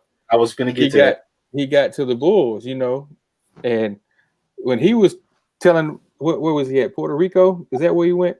That was crazy too. Those stories about the intimidation and shooting the coaches and or the referee got shot a referee. Yeah, and his only punishment was he couldn't come to home games? Any home games? Yeah, That's they wild. had like chicken's blood all over the floor on the Yeah. opposing team's bench, and I was like, whoa, okay, they're pretty serious over there. Yeah, exactly. And he made it through that, and he won a championship down there. Then he went to the ABA and won a championship. Wow. Won 2 as a player with New York. There's your Knicks, yeah. So that was time though. Yeah. I didn't know he had all those championships. I mean, I knew he won 1 with New York, but I didn't know he won 2, and I didn't know his previous coaching history before he got with the Bulls. I didn't know that. 13 rings total then, right? He's got a lot. Yeah. 6 Bulls, 5 Lakers, 2 Knicks. 2 Knicks, yeah. And the coaching ones, he had ABA and I guess you say that South American team he was in. Yeah. Yeah, so that's what, 15? Yeah. If you want to count those, yeah. I mean, I look at a chip's a chip, right? Yeah. Yeah. You know, yeah. That's crazy. And he did it coaching, so yeah. I had one. It's kind of like with Phil Jackson, but why Tim Floyd? Why was they looking at Tim Floyd, a losing coach at Iowa State? I don't know. That's rebuilding, but not a very smart strategy. No, it's not. I mean, I know I'm jumping ahead, but I mean, Tim Floyd. I mean, he ended up eventually being a coach, but he didn't do anything. And everybody here said who? I still say who? For real. Like Mike Jones, who? Tim Jones, Tim Floyd, who? But it's like all you're doing is, to me, is like you're going away from a winning strategy to a losing strategy almost overnight. Right, just giving up. So you basically going back to the era before Jordan got there, that having that losing mentality again, and hopefully less coaching. For ownership to think like that. I think Jerry Krause, he was looking, like they said, looking to have a clean slate. I think he was looking at it as a challenge to rebuild, and probably thinking that he still might have Mike there, but Mike has said, "Hey, I'm not. If Phil ain't there, I'm not coming back." And part of it too, I think, with Krause is like he wanted to be one of the guys, and he wanted to be respected, and he's kind of like, I want to be in charge and tell these guys what to do, you know. So maybe he just wanted like a lot of this youth and like people he can like really direct, and this is my way now, just get a fresh start to where he can have more of his hand in it, Right. Well, I think probably a lot of it too was he was like, man, I can't really control this group. Like he was saying, I can't really control this group. They're disrespecting me, and it's time for a change. I got to get some new people in here, some new blood in here, so I can kind of, like you said, control the narrative. And same time, yeah, Phil the same way. He was just fed up with him. He was done. Yeah. I looked at Jerry Krause as having that short man complex. That's possible.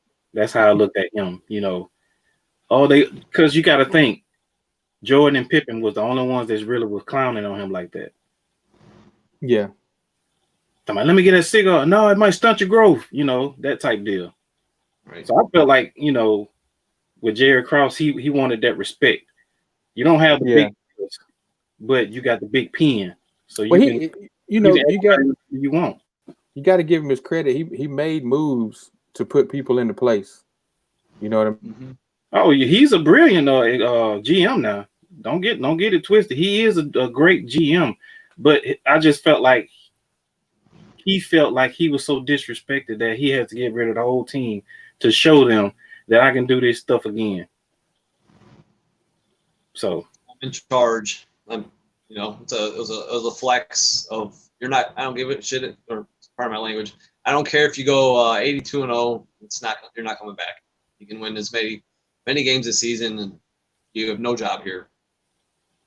That's pretty much. I mean, and then Phil was already, and then all these years of just like the animosity, and then Phil hearing that, and he's just like, they didn't want to deal with him, you know. They just didn't want him around. They didn't get along. That's the bottom line. And Yeah, he didn't treat the players, you know, the right way, and contracts. And I know with Scotty sometimes might have signed this or that, but again, it's like they're making money. Like, take care of your team, take care of your players that are winning you championships. right. Why are you bother threatening somebody that's giving you a success rate of a dynasty? Or you have a dynasty that these guys are producing. Like, you should be, you know, talking about the team. And you know, when they won one championship, he's talking about they're like, oh, the team and this and this. He's like, oh, the organization, and talking about like the back of the house. And sure, okay, but he was just like overemphasizing it so much that it was like, okay, we get it, Jerry, we get it. Yeah, we get it. Executive, yeah, we get it.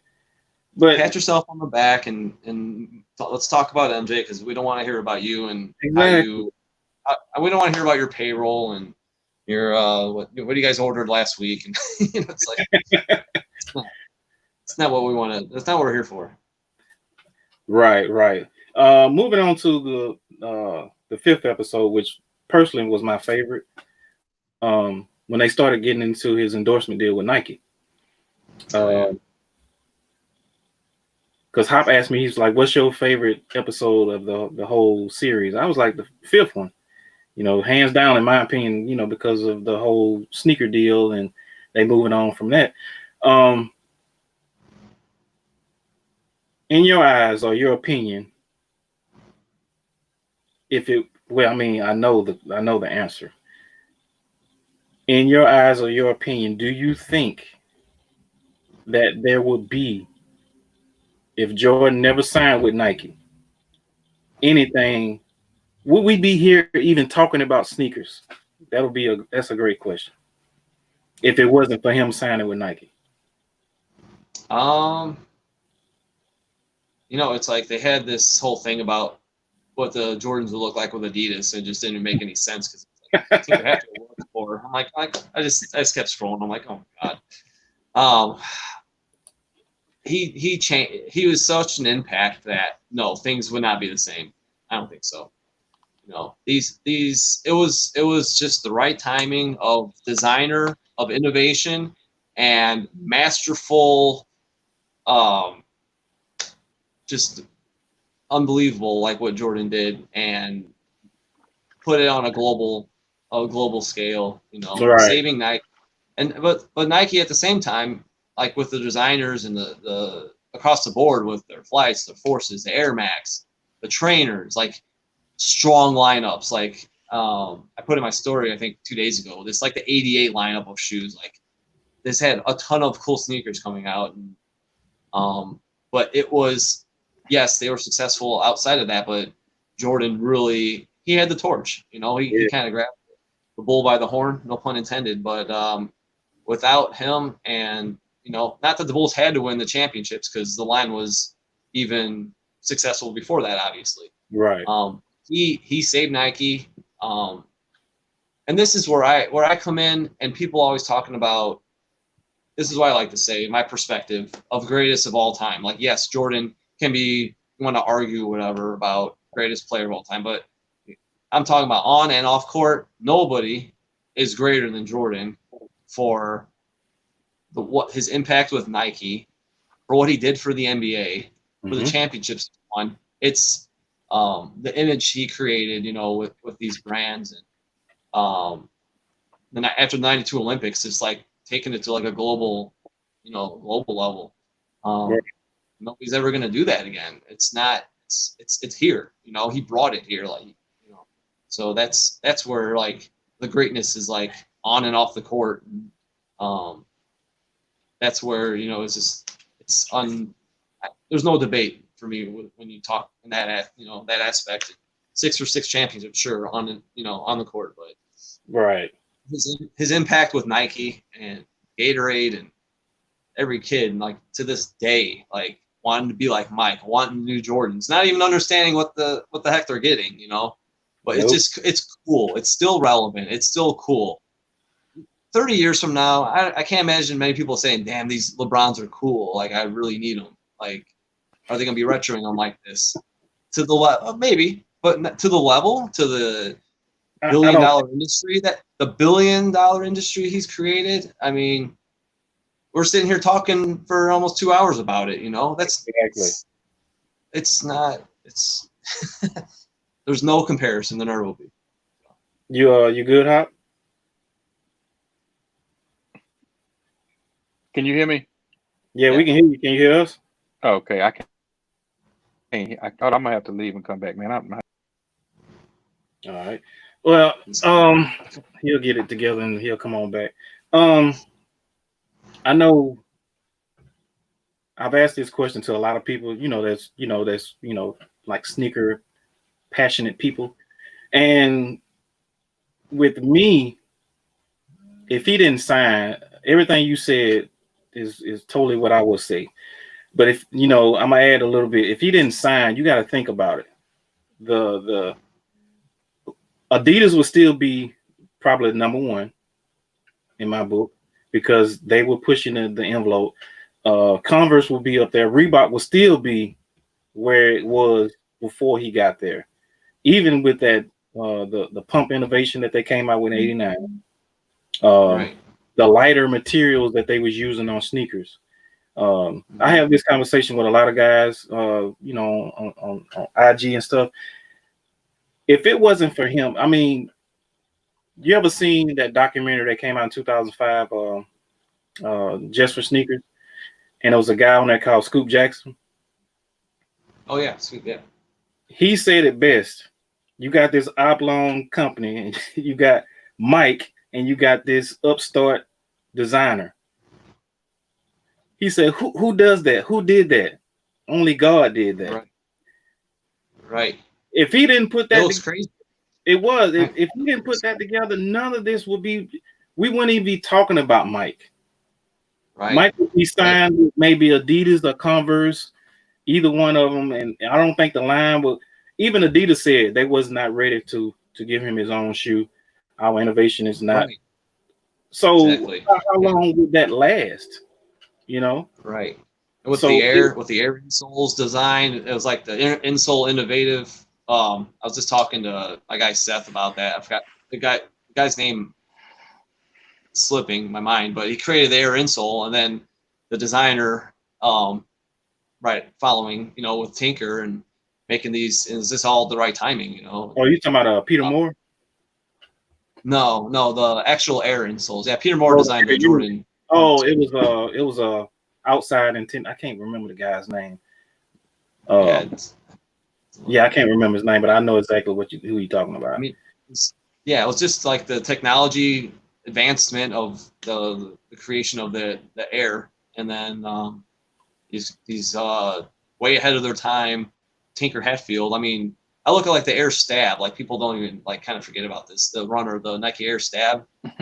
That shoe in 1980, it's easily 10 years ahead of its time. I mean, just 3 little windows for the air bubble, and just really cool. I mean, it's crazy. I was thinking about like the stabilizer foot bridge. That's the reason why they had the three, because if you look up under the bottom, that's where they get that from. And for them to have that to kind of stabilize your foot from, man, innovation back then was amazing. But see, now it's all about having the lightest shoe on the market. Leather is Air Max, bigger bubbles. Leather is like obsolete. We don't want to use leather no more. But I grew up on leather shoes. I like leather shoes, Nubuck shoes. So you good? I don't know, man. My computer's acting funny, so I'm having to do it on my phone. Can y'all hear me? Yo, we hear you good, man. Okay. So I don't know what happened. Okay, we want to get your thoughts on the 5th episode, which was my favorite. Like I told you. Yeah, I was gonna say, I know that's your favorite episode. All I can say is thank God for Mama Jordan. Yeah, that too. Thank God for Mama Jordan, telling him that you get on that plane, at least go listen to him. You know what I mean? And I I don't know. It was just perfect timing. Like you said, they just came out with the aerosol, and what the guy say? He said, Air Jordan. That's got a pretty good ring to it. You know? Shout out to Howard So, White. Shout out to Howard White, man, for that. yeah. So I mean, that was like, you know, everything just went into place. Everything went into place. Like you said, Nike was they was the upstart, and they paid. I think Nike did good on their investment. The guy said they normally paid like their athletes maybe like 100,000. He got 250, 280, something like that. And I mean, the rest is pretty much history. But like I said, nobody knew about that story about him not wanting to go, but a lot of people did know I think he wanted to sign with Adidas. Yeah, he did. I think I think a lot of people knew about that, but nobody knew that Mama Jordan made him get on that plane. Right. That's what was cool. Like it's like things you kind of knew, but then they gave you just a little more insight of like the full story. I think that was really, really neat to hear. And then to hear her like comment about it now, it was pretty cool. Yeah, and I remember on the Come Fly With Me video where both of them got on the Jordan warm-up suits with the Jordans, and you know, they got the little thing where he's trying to shoot the jumper, and she was like, "No, not like that, Michael, like this," and then she just started draining him. And then, then of course, you know, they got old boy dressed up like her, and he goes and does a reverse dunk. Yeah, right. Yeah, but yeah, man, like I said, thank God for Mama Jordan, and you know, the rest is history. And listen to your parents, kids. Listen to your parents. Exactly. Mama knows best. Yeah. Rice Ghost. Gotta hear them out. Don't be impulsive. That was a good don't be impulsive lesson, you know? Yeah. Rice Ghost said Mama Jordan was probably wearing Nikes. Oh yeah. But here's a fun fact. I don't know if you guys know this, but do you know who offered him the most money to have a sneaker deal with them? No. I'm gonna throw a wild card out there, like Puma. What was it? Saucony. No? Spot Built. Oh. Spot Built. They was gonna give him his own. I actually did a IG post maybe 2 years ago, I think, and I had a picture of him. You know how he has the black toe ones thrusted across his shoulder, and instead of him having the actual Nike check, it had the Spot Built or the Saucony S on the side of it, the logo on the side of it. And I was like, what if? But they the ones offer him the most money. A lot of people said it was Reebok, but it was actually Saucony or Spot Built that offered him the most money. And he turned it down because he didn't know anything about that company. Okay. Yeah, I was gonna guess Reebok, but I thought that was a little too obvious, so I was like, cool. They did offer him money. It's not like how Reebok offered, I think it was it LeBron? They offered him so much money, but he stayed with Nike. I think that's right. But anyway. Let's see. So Jordan gets drafted. I know I'm kind of going back, but Jordan gets drafted number 3. And the conversation was for Houston to pick Akeem Olajuwon. And it comes up to Portland picking 2nd. So you had Sam Bowie from Kentucky, and you got Michael Jordan from North Carolina. So you got a 7'1" and a 6'6" guy. So we're in the era of big men. They said big men actually start your team with a big man. So if you got a big man that played great in college, you need to draft him. Well, Portland already had a 2-guard in Clyde Drexler.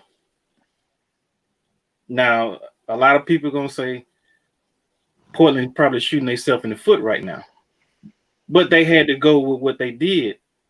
And they had to go with a big man because they needed a big man. Right. So fill the hole. Go ahead. I said you got to fill the hole of the position that you're missing. You know. Exactly.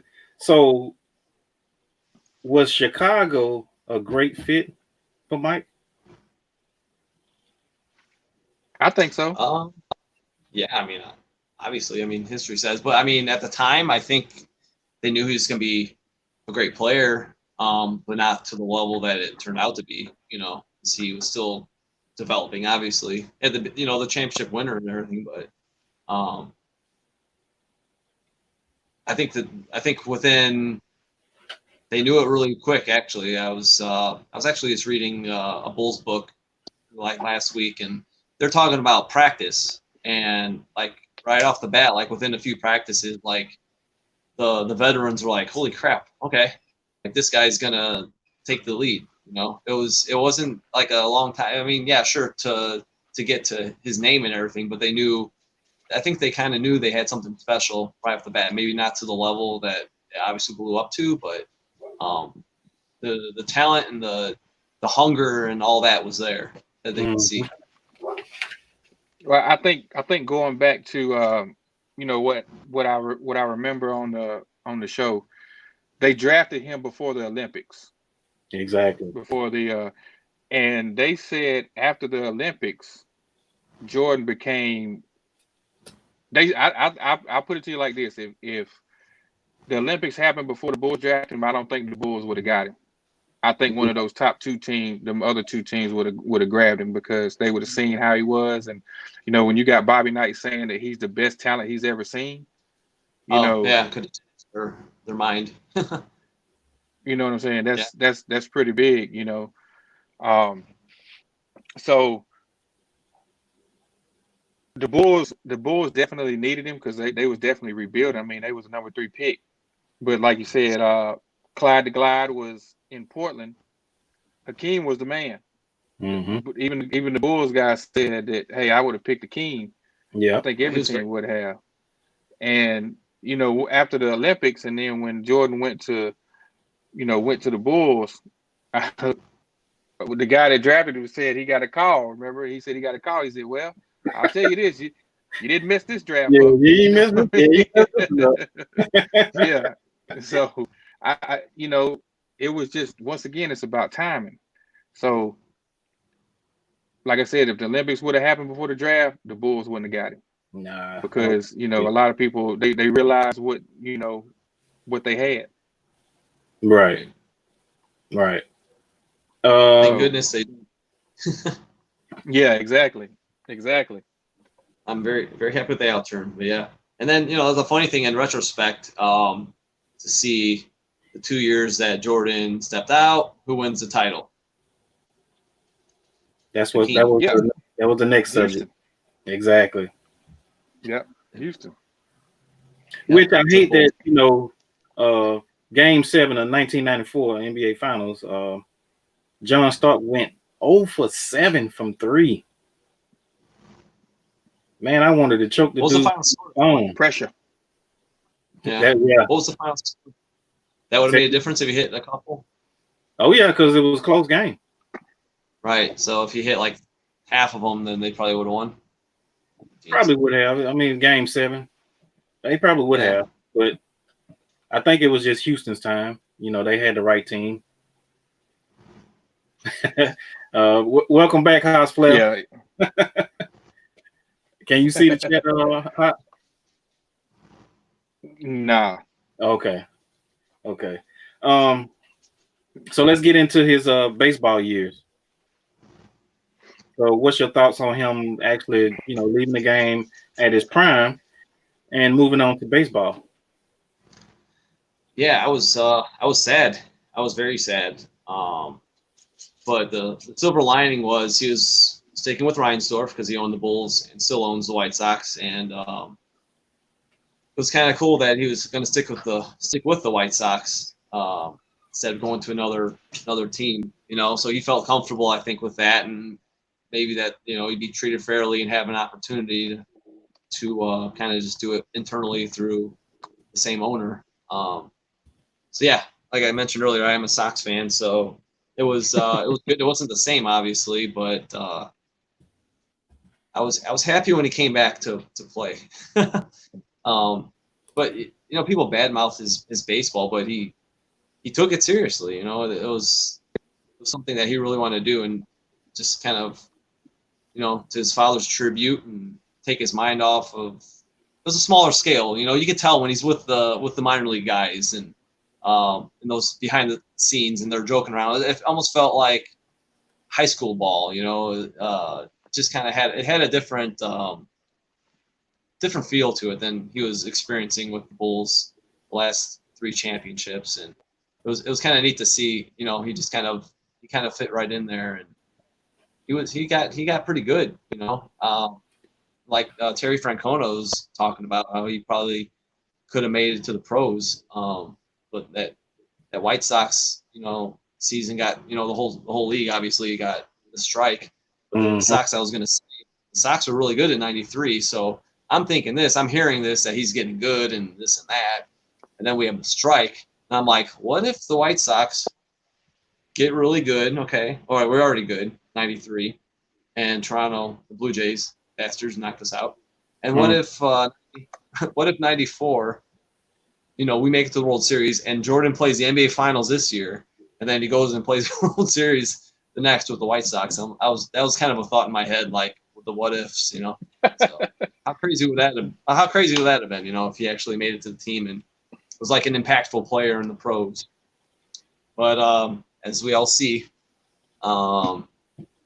he didn't have enough time. They're like saying, if he had another 1,500 at bats, we could have seen what he was capable of. But, Right. I mean, it's hard. It's really, you're competing with the best, so it's like you need more reps. You can take BP all day, but you have to have like in game, because I play baseball too, and it's like you hit the batting cage, it's totally different than like live pitching in games. Exactly. They don't have curveballs on the machine, so that's what hand-eye coordination is a major key factor. Yeah, that's the old Ted Williams quote that the hardest thing in sports to do is hit a round bat with a round ball. So I believe that's true. I agree. But yeah, it was impressive what he did in the amount of time. But yeah, I don't know if you want to get back into him coming back or just talk about the baseball. So well, I did want to ask you this. One thing that I didn't realize is that the reason why that they didn't put him in rookie ball, or they had to go ahead and move him up to the Barons, was because they said they didn't have the media capacity to I guess to entertain everything that was going on, with Jordan. So the scale of right. So they kind of knew what was about to happen. Right. With him joining playing baseball. I didn't know that. Right. It was still Michael Jordan, yeah. So they had it was basically like accommodating for his airness. Right. So once again, his work ethic came into play, and he did get better. He actually started hitting better. He actually hit a home run.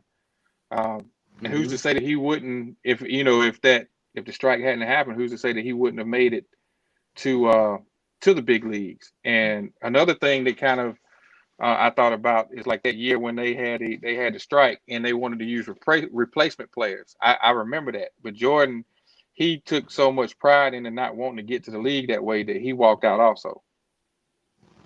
And he was like, I'm not doing that. Thus the return. So I never knew how he actually returned up until this documentary, where he actually just said, I'm back.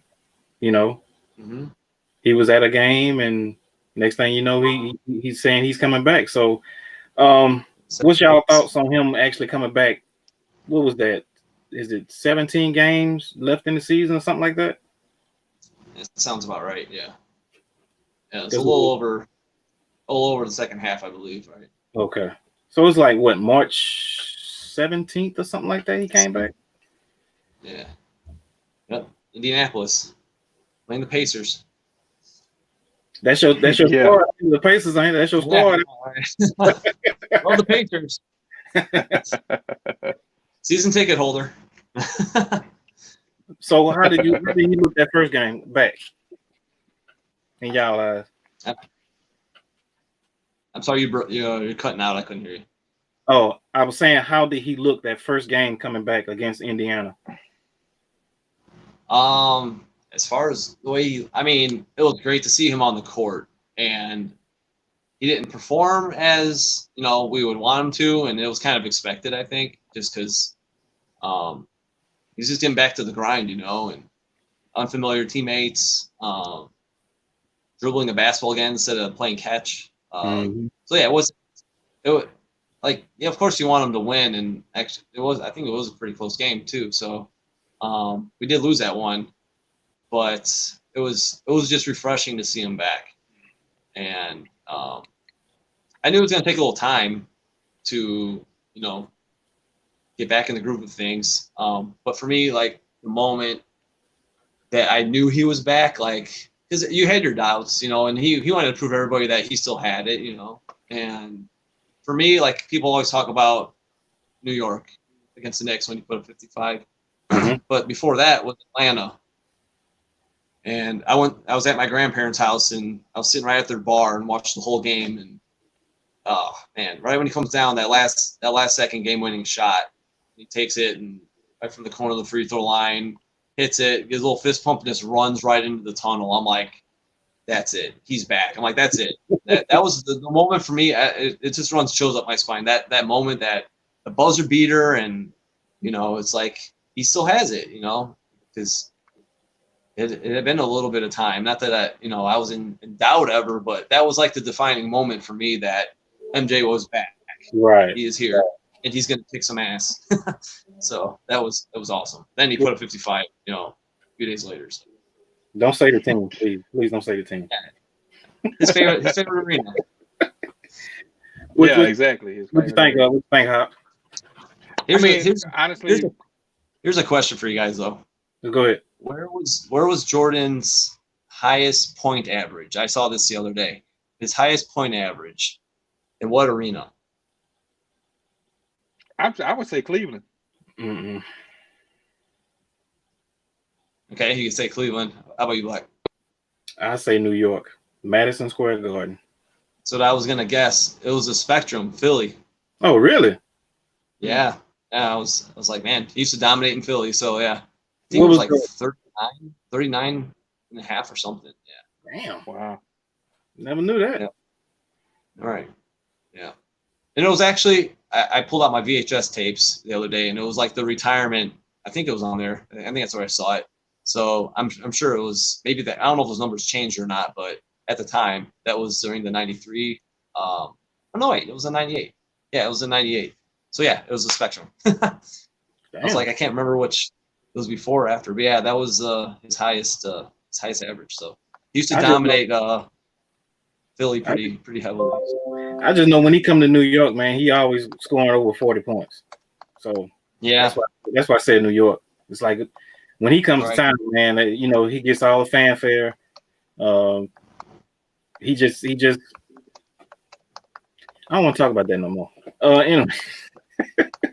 Spike Lee, I like how Spike Lee, I think it was on The Last Dance, Spike Lee was talking about how the new schedule would come out and everybody would want to see when the Bulls games were first because they wanted to see MJ and the Bulls play. So that's kind of cool. Right. So leading into the 95 playoffs against Orlando. Yep. Yeah. He didn't. Yeah. Okay, in my opinion, I think he was back, but he just didn't have the lift like he normally have. You can see it in that first game. He wasn't basketball ready, or he wasn't in basketball shape, and he definitely wasn't in basketball shape. Just his will to win, got them to the playoffs. But once you're going up against a bigger and physical team as Orlando, especially with Shaq, and then you got Nick Anderson that's probably his same size, and you got Baby Magic, Penny Hardaway that's 6'7", it's kind of hard for that team to kind of gel in that short period of time. Like Nick said, he was trying to find his new his niche with his new teammates.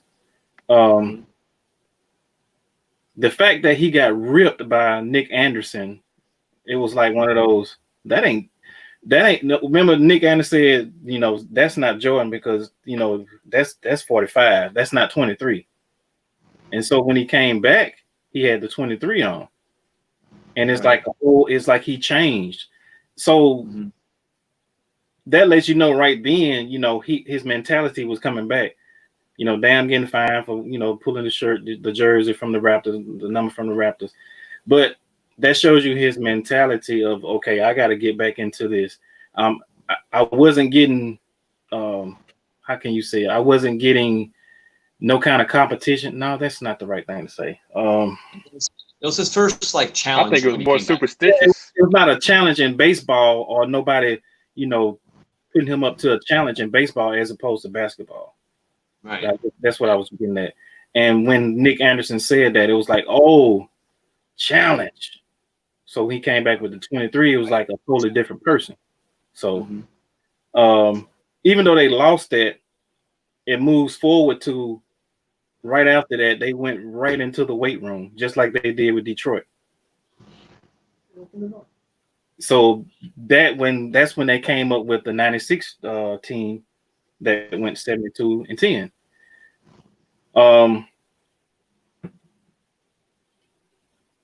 With that, it's like, what was that year? Hold on now. You What's that? Can you hear me? Yeah. No, I was saying, you got to go back. You got to go back to when he was making Space Jam, and you got to understand when he made Space Jam, they built that facility for him. And look what he did. He invited all the good players to come and ball with him, but Jordan was really scouting. He was scouting. He was getting back into basketball shape because it's hard going from baseball to basketball. Like you said, you working different muscles. He definitely wasn't back all the way when they was playing Orlando. So you know what I mean. He started going back and getting back into shape right after that series. He still had them in the back of their mind, and he was like, you know what? I got to get back into basketball shape, but I'm gonna make this movie at the same time, and and they gonna build. They built him a facility, everything he needed, right? And they said those were some of the best pickup games ever. But look who all he had. Reggie Miller, Patrick, all the players that he faced in the past and in the present. You know what I mean? All the time, and he just used that as a scouting opportunity. Right. People he's playing to get him up to speed and kind of people he's going to be playing potentially in the playoffs, which was true. Right.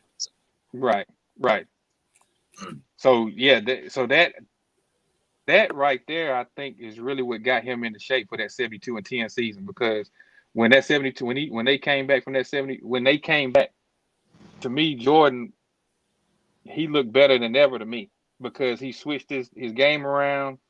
He started hitting that fadeaway jumper on him, and he was just playing smarter. Right. Yeah. His mentality for the second three-peat, his fundamentals, mentality, and the post move, moving the ball around, like he was a weapon.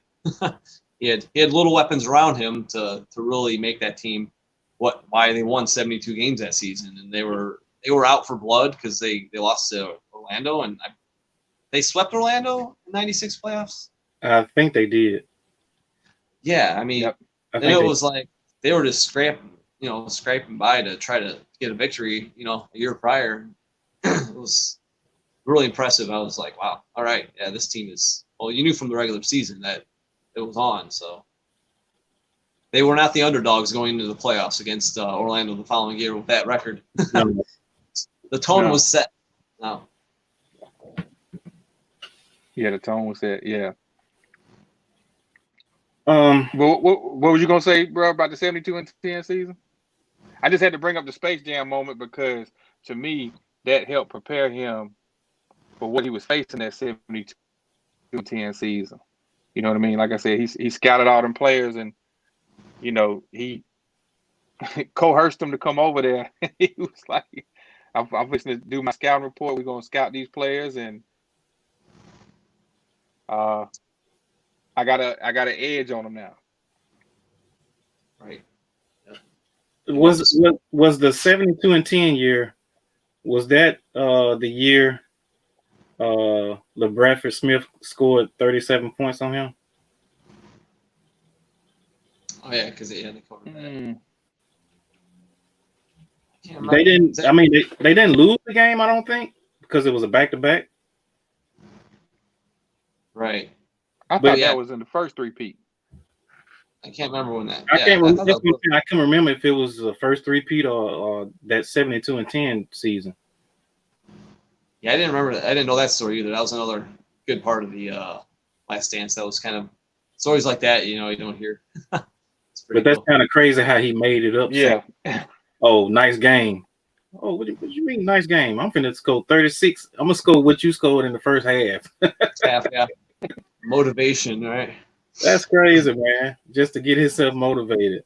He just ain't like that dude. Upstarting like that. Speaking of 72-10, I wanted to bring this out. Nice. This is the Chicago Suns Tribune. They had a shirt. I don't know, Nick, if you remember. I had a shirt like this too because it's got like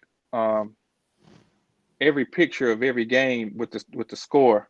It's a countdown, right? Of every game. I have a magazine. It's the score. It's got the score of every game. Right. Yeah, that's cool. And it's got it on the back too. That's awesome. Right. I don't have it on the back. I got this from right. Yeah, and back then this was only like 35 cents. Man. Yep. Yeah, this whole thing is just like a tribute to the Bulls. And it's got the right there. If you can see it, it's got the article. I'm going back the other way. It's got the article from when they won the 70th game. Number 70. So yeah, this was the one that said Bulls reached 70. So that's just something I just wanted to bring out when we got to this part of the discussion. Yeah, they had 70 shirts and 70 hats, and I remember I got a magazine somewhere where it like breaks down every single victory, kind of gives you a little overview of the game and stuff. That was a huge moment, but that wasn't the goal. It was like, okay, we did this. Now next up. So, don't mean a thing with their ring. That's right. You know it. Golden State don't know it, but we know it. You have any type of memorabilia from previous years that you wanted to show right quick, Nick? Yeah, I got some stuff from since we're kind of talking about the Last Dance. I pulled some newspaper excerpts from that time. So here we'll start off with this because this made me sweat. So it's Game 7 cover sometimes. Mm-hmm. 83-88. So there's that one. The Pacers, the finals never went 7 games, luckily, because that would have been driving me crazy. But the Pacers and the Pistons, obviously, before the championships, but the Knicks and the Pacers were those Game 7 working hard. So this is the Tribune again, victory. Jay. And this is a 98. Nice. This is a 98 newspaper. These are all 98. Yeah, these are all Last Dance. Okay. So where I grew up in Northwest Indiana, we had the Times. So this was one of the covers on the Times. I believe the main cover. Degrees of Celebration. I keep going the wrong way. Sorry. I do the same thing. Yeah, camera tricky. And here's the Times again. I think this was the sports section. Yeah, bold bonus. So that was the same paper, but I did a little insert on it. And this one's more famously known. This is the Tribune. With Phil. I'll get it. Yeah, I love this one. It's amazing that they're still in good condition too. Yeah, I've had them. I got them in a Rubbermaid, and I got a bunch of other papers. But these are just all from the 6. So this is so there's one called the Tribune, and I guess this is the other one from Northwest Indiana. Post Tribune and the Times. I'm sorry, it was the Times earlier. So it's the Times and the Post Tribune. Like we have the Sun Times and the Chicago Tribune in the city here. And okay, here's the Sun times. Especially for this last one, it was like we knew it was the last hurrah and it wasn't going to happen again. Yeah. So I think we grabbed as many as possible. Sun times. Now here's the times. See a lot of the same, Mm-hmm. Yeah, similar, same pictures. maybe duplicates, right?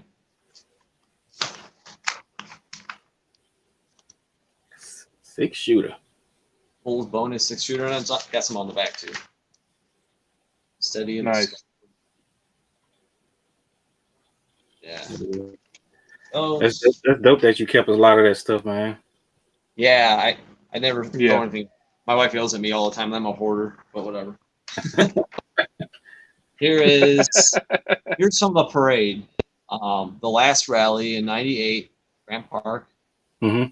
It's all the people down there. That's what you see. So in '93, I was at the parade. We took the train from Northwest Indiana, and I was here's the stage, right here.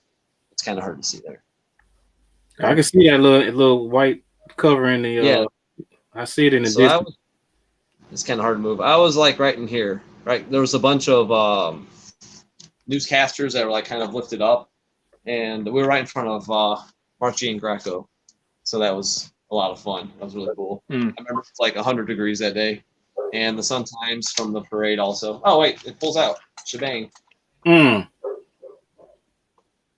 So we got all 6. That's dope. It is dope. So out So of all 6 of those championships, how many times did you go to the parades, or did you go to all of them? We didn't go to all the parades. No, I mean, I was a kid. It wasn't like my decision. So it was like when my parents would offer the opportunity, and my dad worked in the steel mill, so he was working. Actually, we went with some friends in '93. Just both the wives took us. So it was like a special treat. We always talked about going. So I got to go to one game, and then we did one parade. But I watched all of them on TV, all the parades. But summer school or whatever the case may be, we didn't go to all the parades. Would have loved to have been to all of them, but yeah. At least witnessed all of them and on TV, and then a lot of games, through WGN and Sports Channel and all that fun stuff. So one of my favorite things to collect, I don't have from the first championship because I found out my buddy had it because they always had the newspapers, but then they had the drop front signs. So this was Road to Success. And then for the championship, they actually had 98. Wow. Nice. So I got 92 through 98, and then the first one I don't have. I'm like, my buddy had it on his wall. He had them all like lined up. I'm like, bastard. And then I got one. I found this in the storage too. Nice crisp copy of The Last Shot. Outside. Yeah, I can't get used to this camera angle. There we go. So love that cover. Sports Illustrated was the shit. I'm sorry? I was just saying when Sports Illustrated was the shit. That was our internet back in the day. Yeah, exactly. Precise. So yeah, I just did The Last Shot, and I got a ton of other issues, but retirement issues and different stuff. But all Last Dance, I just kept it kind of exclusive to that 98 season. Stuff that came out. That came out June 22nd. So anything that was right around that timeline. Right. Before we move on, any sneakers from that era? Though I have I don't have anything pulled out right now. No. I got you. I just want to make sure before we move on. Yeah, that's cool. So they win the championship in '96. Best team ever. 72-10, all-time winningest team up until 73-9 Golden State, but that's not what we're talking about. We move on to the '97 season. Let's fast forward to Utah. I think it was game 5? The whole town shut down. The infamous flu game. Oh yeah, right. Was that game 5? The pizza game, yeah. Yeah. Game food poisoning game. The food poisoning game. So what y'all thought on that? I was gonna ask, did y'all know that it was actually food poisoning? I thought he was drunk and hungover. I ain't even gonna lie. They discussed something. I remember in the media, like maybe a few years ago, that they were saying something about food poisoning with pizza. So I think it was kind of thrown out there, but obviously they went a little more in depth with it. But the flu already seemed weird because it was June. Like, who has the flu in June? Is that normal? I always thought that was kind of weird too. That I had heard that it was food poisoning a while ago, a long time ago, but I thought it was room service that had food poisoned him. I didn't know it. I didn't know he ordered a pizza. Right. But it was the media that said he had flu-like symptoms, so they just ran with it, you know. But like I said, I had heard. Well, I think I read somewhere. I think he said a while ago, which was kind of, I was kind of tripping off of it. I was like, they call him the flu games, but really he just had food poisoning. Right. So I had heard that he had food poisoning a while ago. But I guess now he just, went in depth with it, and I think everybody kind of took that, so they're not calling the flu games anymore, which So they calling them the food poisoning, the poison pizza. 12. Yeah. Yeah. And food poisoning could be just as worse, if not worse. I've had a bad episode where I couldn't get out of bed, man. And I'm gonna say that the only time I ever called off work, I told my boss, I'm like, hey, I literally cannot get out of bed. I'm in and out of the bathroom all night. Well, no details, of course. And I can't imagine like trying to play a game like that. So again, the GOAT, to get through it like that, like Jesus, crazy. Yeah. I'm gonna say this though, if ain't nothing open in the town and 5 guys bring one large pizza, I'm not eating it. No. And here's another thing. I'm not eating it. As a fellow Chicagoan, you don't go to Utah to eat pizza. In facts. You just don't do it. Yeah, they're not known for that. No. What? Yeah. What do they know? What do they eat? I don't know. And that shit backfired Canned soup too. Yeah. So do you actually think that they put a little something on his pizza, some old cheese, or you think they gave him an old pizza? It's hard telling. They could have put some sort of chemical or something even on there just to like make him sick. But like my wife told me that the guy that made the pizza said he delivered it and he did nothing to the pizza.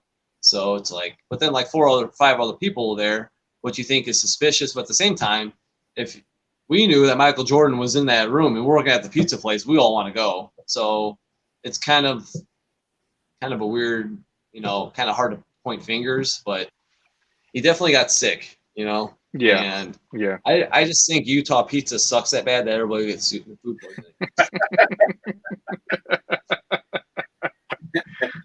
Don't eat it out there, people. Just avoid it. Don't. Leave it alone.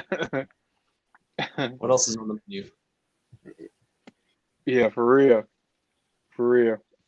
But yeah, like I said, it didn't work out in Utah's favor. He no matter what they did, Determination. Still had that number, right? No matter what they try to do, you can't take them down. So, he just had that willpower. I don't care what it is. I'm gonna fight through it for my team. I'm not a quitter. Yeah. I see him on the bench. Just every second on the bench is like incoherent. He's just kind of out, and when he gets back in the game, it's like just complete focus and just let his body flop on the bench and just put every ounce of that onto the court. They said he had an IV, in him before the game and stuff. He wasn't even a shoot around and stuff like that. So yeah, I agree, man. That food poisoning, man, have you locked up, balled up in a knot. You know what I mean? Like a newborn baby. He's crying like that more too. Yeah, exactly. So, they end up winning the chip. Famous shot over Brian Russell. It wasn't 98, but it was 97. So we move on to 98. Thoughts on the last episode of that whole docu-series? Let's get thoughts on that before we move to the actual finals. It was just hard for thoughts me to on- believe that. I was gonna say it was just hard for me to believe that they was thinking about not even giving them a shot to go for that last title. You Right. know, they just won a back to back, and it's like them saying that they've earned the right to come back. How do you earn the right to come back? You know what I mean? It's they didn't even want to let Phil come back that last season, and then like they said, Jerry Krause said, hey, he can go 82-0, but he ain't coming back. And in the day and age now where you got players that if you just say if management says just one wrong thing to them, they sitting out. And once again, nobody sat out, man. They had that will. It's almost like they wanted to, shove it in management's face, like, look at here, look at what you're doing. We're gonna win it all, just to show you that you're wrong. Right. Go ahead, Nick. Something, yeah. Not that they had to prove anything because they're defending champions, but they're just gonna go.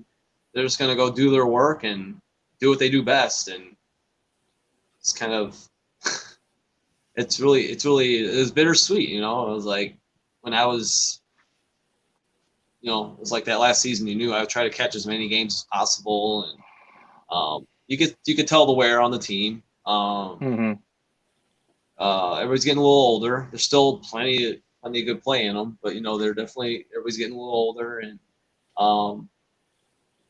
the target on your back just gets bigger after you win each championship throughout the league, and just to try to absorb every minute of, especially when the playoffs hit. This is incredible, like what they were able to do. I think it was a lot of pressure on them that year. Also, I think just by Jerry Krause making that statement to Phil, it's almost like they had something to prove to him. Like, you're not going to win another chip. You're not going to win this many chips with a different team. And it's like, we're going to win this chip regardless of what you say. I think, Phil, and once Mike caught word of that, it was like a determining factor to prove him wrong. Just like they did, I'm going to go back a little bit, just like they did in the 92 Olympics with Tony Kukoc. Oh, you want to go get somebody else and pay him some money and not pay us money. Okay, we're going to show you better, we can tell you. So what they did, they shut down in the Olympics up until the last game. But still, I think from that point on, they toughened up Tony Kukoc. So fast forward to this team here. Like I said, I just think that in my eyes, they had a point to prove to management, period. I mean, everybody wants to go in and win the championship, but they had this dynasty going, and you trying to break up a dynasty that can still probably win 2, possibly 3 more, Right. Yeah. So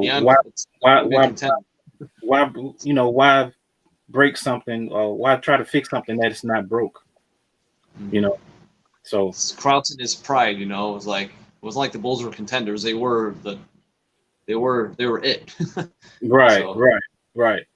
It's a thing of his pride, and just, I'm in charge. It's just it was sad because in relationship with Phil Jackson, Phil was just over it. With dealing with him over the years, and Jordan. Yeah. The relationships weren't there. Like, he put the pieces there, but there was no relationships it was just a lot of animosity between Krause and players and coaches. Mm-hmm. Even like Johnny Bach. Yeah, even Johnny Bach was like released. I was reading a little thing about how Bach got canned because he was like talking to media, and Krause is like, you can't be talking to the media. It's like, that's not your job. That's for the head coach. And he was like the Jordan rules. Like, Bach is definitely mixed in there. So he just didn't like him talking around, and if he didn't like you, he'd try to get rid of you. And I guess the coach is a little easier to get rid of than Michael Jordan, right? Right. So leading up to the finals, what's y'all thoughts on the whole finals, the 98 finals period? Well, I'll start with you. Honestly, I feel like for Phil to name that season The Last Dance at the first meeting, that was genius. For him to get that motivation from his players, you know, kind of like going back, he was like, "This is the last dance. They know it's the end, so let's end it with a bang." Mm-hmm. Right. Let's end it with a bang. Right. Yeah. Just kind of set standard out there, and it was just putting it all out there like this is it, and like everybody knew it, and like you just try to embrace every moment and hope that they win, you know. And it's amazing that every championship year, I believe even when Jordan took a break, one of the years at least, but I know the 6 championship years, first round sweep, so they went a perfect 18-0. It's remarkable. Mm-hmm. Just not even, you know, of course you got those not as talented teams, but you know, sometimes you can slip, you know, here and there. You see teams, the best teams losing to not so great teams before the playoffs. So it's like you take, I mean, that's how much focus there was that you see over that time under Phil and under MJ and everybody that they went undefeated that many times. So that first round was taking care of business, you know, that's what it was all about, winning those games. So you weren't thinking about the next round. You got to take care of today. Right. So game 6, final seconds of the game. Was that a push off? No, it's all right. It was like his momentum. Okay, so his momentum's going away. It was kind of just like guidance. It was creating space. I would say creating space. A push off to me is Reggie Miller and 2 hands Yes. MJ. Yeah. I mean, pushing the guy back like 3 feet, that's a push off and no whistle. I mean, if they don't call that, then how do you call MJ? Like, that was a push off. And I mean, even then I was mad about it, but I wasn't like, okay, next game, you know? So that's a push off for me. And like just growing up in the 80s and 90s and seeing like physical basketball in the NBA and the way that we used to play on the street, you know, with all older guys, man. I got like a scar under my lip because I got a head hit in my face, you know. A kid down the street. Like physical basketball, I have no problem with. So Jordan just giving this little nudge. It wasn't like even like, you know, I don't think it changed anything. So yeah, I wouldn't consider it a push off. He was just kind of, he's like step aside for the greatest shot of a game that you'll be included in anyway. So yeah. Would you think? I honestly, I think it was his momentum. You know what I mean? It's like it's got that illusion of it looks like he's giving a little push off. He just gave him a little pat on the butt. You know, that good sportsmanship pat on the butt that they used to do back in the day. But minimal contact. Man, yeah, exactly. I mean, but if you look at it closely, you can kind of see him stumbling anyway. Yeah, you know what I mean? Right. Which, you know, if you go back and look the year before, he kind of like did the same thing to him. He already said he knew how he played defense on his toes, so it's easy to get him all balanced.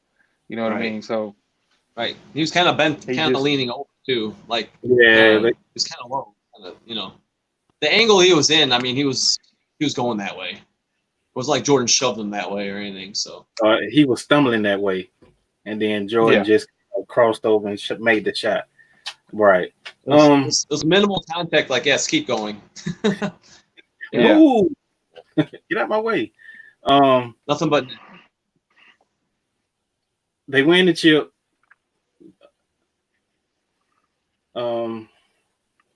Yeah, like I said, they win the chip, and then a bombshell came out toward the end of season 10. I mean, episode 10. Jerry Reinsdorf said, "Hey, y'all did so good. Y'all exceeded expectations. How about coming back for another year?" So was still wrong in y'all eyes for not accepting that deal? I'm sorry, my dog barked right when you asked the question. I heard. Okay. I said when Jerry Reinsdorf said, "Hey, you exceeded expectations. We want you to come back for another year, coach for another year. Don't worry about Jerry. I'll handle him." Do you think Phil was wrong for not coming back? I don't think he was. I think even no matter the scenario or the question, like he was given that ultimatum at the beginning of the season. I feel that he was burned out on Krause. Like he was tired of even dealing with him, and I think he was looking to take a little break and just find something new.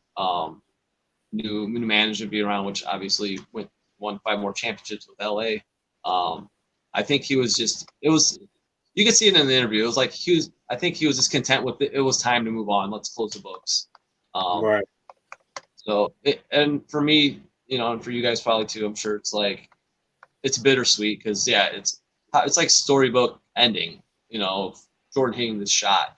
Well, like the what ifs, the potential of him coming back, and maybe we would have went to the finals the next 2 years and maybe won one, but who knows? We never went to a game 7, so I mean that's pretty promising. Right. The dominance, that they had. Again, Scottie Pippen may not have been there. So there's a lot of factors, there's a lot of variables that we don't know how it would have played out. But to get everybody, all the pieces back together, it didn't look good. It didn't look very, very promising. Yeah. Even if they tried to do it. And like I mentioned earlier too, it's like Jordan retired, announced it in January and they had the lockout. There was plenty of time there for them to try to make something up. Somebody to make a phone call to one guy and hey, let's go to Reinsdorf now and let's do this. So everybody's kind of stepping away from it. And that was kind of the anticipation and the depression for me. Right. What you think, Hop? I think if they would have, like they said, if they would have mentioned it, bringing them back, maybe like mid-season or something like that, things would have been different. But yeah, I think Phil was just burned out. He was like, this is gonna be the second time you're going over Jerry Krause's head, because he went over Jerry Krause's head the year before. Yeah, because he signed him another year. He's right. He flew out to Montana and talked to Phil into coming back, and he was just like, I'm tired of dealing with all this. I'm done with it. You know what I mean? We gonna end on this high note, and I'm gonna walk off into the sunset on y'all. I'm tired of y'all pretty much. And I mean, it didn't make him look any more better that he went to LA and won 5 more. Exactly. So, right. And look at the Bulls now. I saw a statistic on ESPN to make me want to throw up. Since then, the Bulls have only won 5 playoff series. 5 series completely since '98. yeah. I mean, I love D Rose, but those injuries, man. They had a good shot in 2011, 2012. They could have been really good.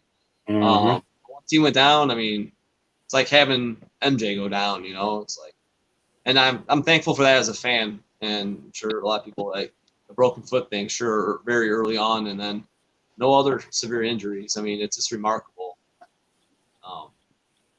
Yeah, it's crazy. My friend Mansour, he actually sent me a video. I think it was the Knicks game. It was the Knicks game when he scored 45, and he comes down under the backboard or right under the rim, and the way his foot like twists, it looks like it broke. Like he was like rubber. I guess he kind of came up limping, but it looked bad. Like it looked really bad, and it was like this big the what ifs if he was injured and how the league would have changed. It got a bunch of. It was kind of a crazy video. It's on YouTube somewhere. But just watching the play, like it looked severe. Like it looked bad, and like he was just, he was just born and bred for basketball, and he was indestructible, clearly. Yeah. I mean, I get off the floor looking at the way his body was contorted. I was like, Jesus. Yeah. You might have to send us that video if you can find it if you can find it, Dan. Yeah, right. Yeah, and he kept in, and it's crazy. So let's do final thoughts on the whole docu-series. I guess we already did it, like what you've learned, your thoughts. What one thing out of the whole docu-series stuck out to you? And we'll go ahead and close this out because we are at the 2-hour 40-minute mark. So we'll start with you, Nick. Okay. Some of the, I think like one of the biggest moments for me was when Jordan was talking about his competitiveness, and he saying you were either in or you're out. I'm not going to ask you guys to do more than what I'm going to do, and just seeing his competitive spirit and just hearing his own words and seeing him like get emotional about it, because people, I know he's worried about his image, like people like seeing like how he was this ferocious teammate, but like if you go back to like some of Sam Smith's books, so like Jordan Rules, and like seeing like the way he talked to his fellow teammates and stuff like that, it wasn't like complete shock that this stuff was out there. And it was funny too, like in the document, I think it was early on, was it episode 3 or something, when they're talking about Jordan Rules. And it's funny because you never hear him one time say, "Oh, that was a lie," or that in the book that wasn't real. Like they were more upset about that this information was like out. So I kind of like seeing that, like the humanity side of him, the competitive side of him, that that hunger for winning at whatever cost. He wasn't there to make friends. He was there to win championships. He was there to be the best basketball player he could be and to represent the city. That's what was powerful for me. And like to hear him say that, it was like reassuring, obviously. But those are like the key moments. One of the main key moments for me that really put, it connects all the dots of things you read over time, and right, to see him reflect on it, and it's just like, this is the man, this is how he felt, and this is what made him the greatest, and this is his mentality. That was it. Nobody's gonna stop him. Right. What you think? It's moving. He kind of like said what I was thinking about how emotional he got when he was talking about, when they was talking about how he handled his teammates and how he pushed them. And it's like he said, so I pushed people when they didn't want to be pushed, and I pulled them when they didn't want to be pulled. You know what I mean? But for him to get emotional, and I'm talking about like still be emotional like that to this day, that just kind of like lets you know the passion that he had for wanting to win. And like you said, he wants to win by whatever it takes. Whatever it takes. Jordan never took any games off. No, he never took any games off. When Pippen went down and Phil asked him, Can you play the whole game? He was like, whatever it takes, I'm here. And just like I said, just his will to win, for him to put in his mind that his opponents did him wrong, and for him to take it out on the court, I was like, that right there in itself, for you, especially like with that story that we were talking about, I forgot the guy's name, where he said, "Nice game, Mike." Oh, and LeBron. He put that thought in his head. Right. He put that thought in his head, like, okay, you telling me nice game, you being sarcastic. So, okay, I'm going to score as much as you had. Yeah, for the whole game, I'm going to hit that in the first half. And he was 1 or 2 points away from, he had like 36 in the first half. Yeah. And then when they ask you about it years later, you say, "Oh, I made it up." It's like, come on, man. So, like he didn't score that many points either, right? He like shut him down too. Like he did. Yeah, exactly. I mean, just all the stories that he did, like going back to to B.J. Armstrong when he was playing for the Hornets, and they won that game, and B.J.'s yelling at the bench, and the next game he only has like 6 points. He was like, Jordan was saying like, you're not even supposed to be talking like this. I'm supposed to be dominating you, and he dominated him. That's what he did. If you get one up on Jordan, he's gonna remember it, and he's gonna use it to his advantage every time he comes back and plays you. That's crazy. Months later, it doesn't matter how long. Years later. Yeah. Right. Just like this last thing, when Brian Russell came up to him and said, "Man, why you quit?" Yeah. And he torched him 2-3 years later. Yeah, right. And he was his last victim. Last shot, last victim.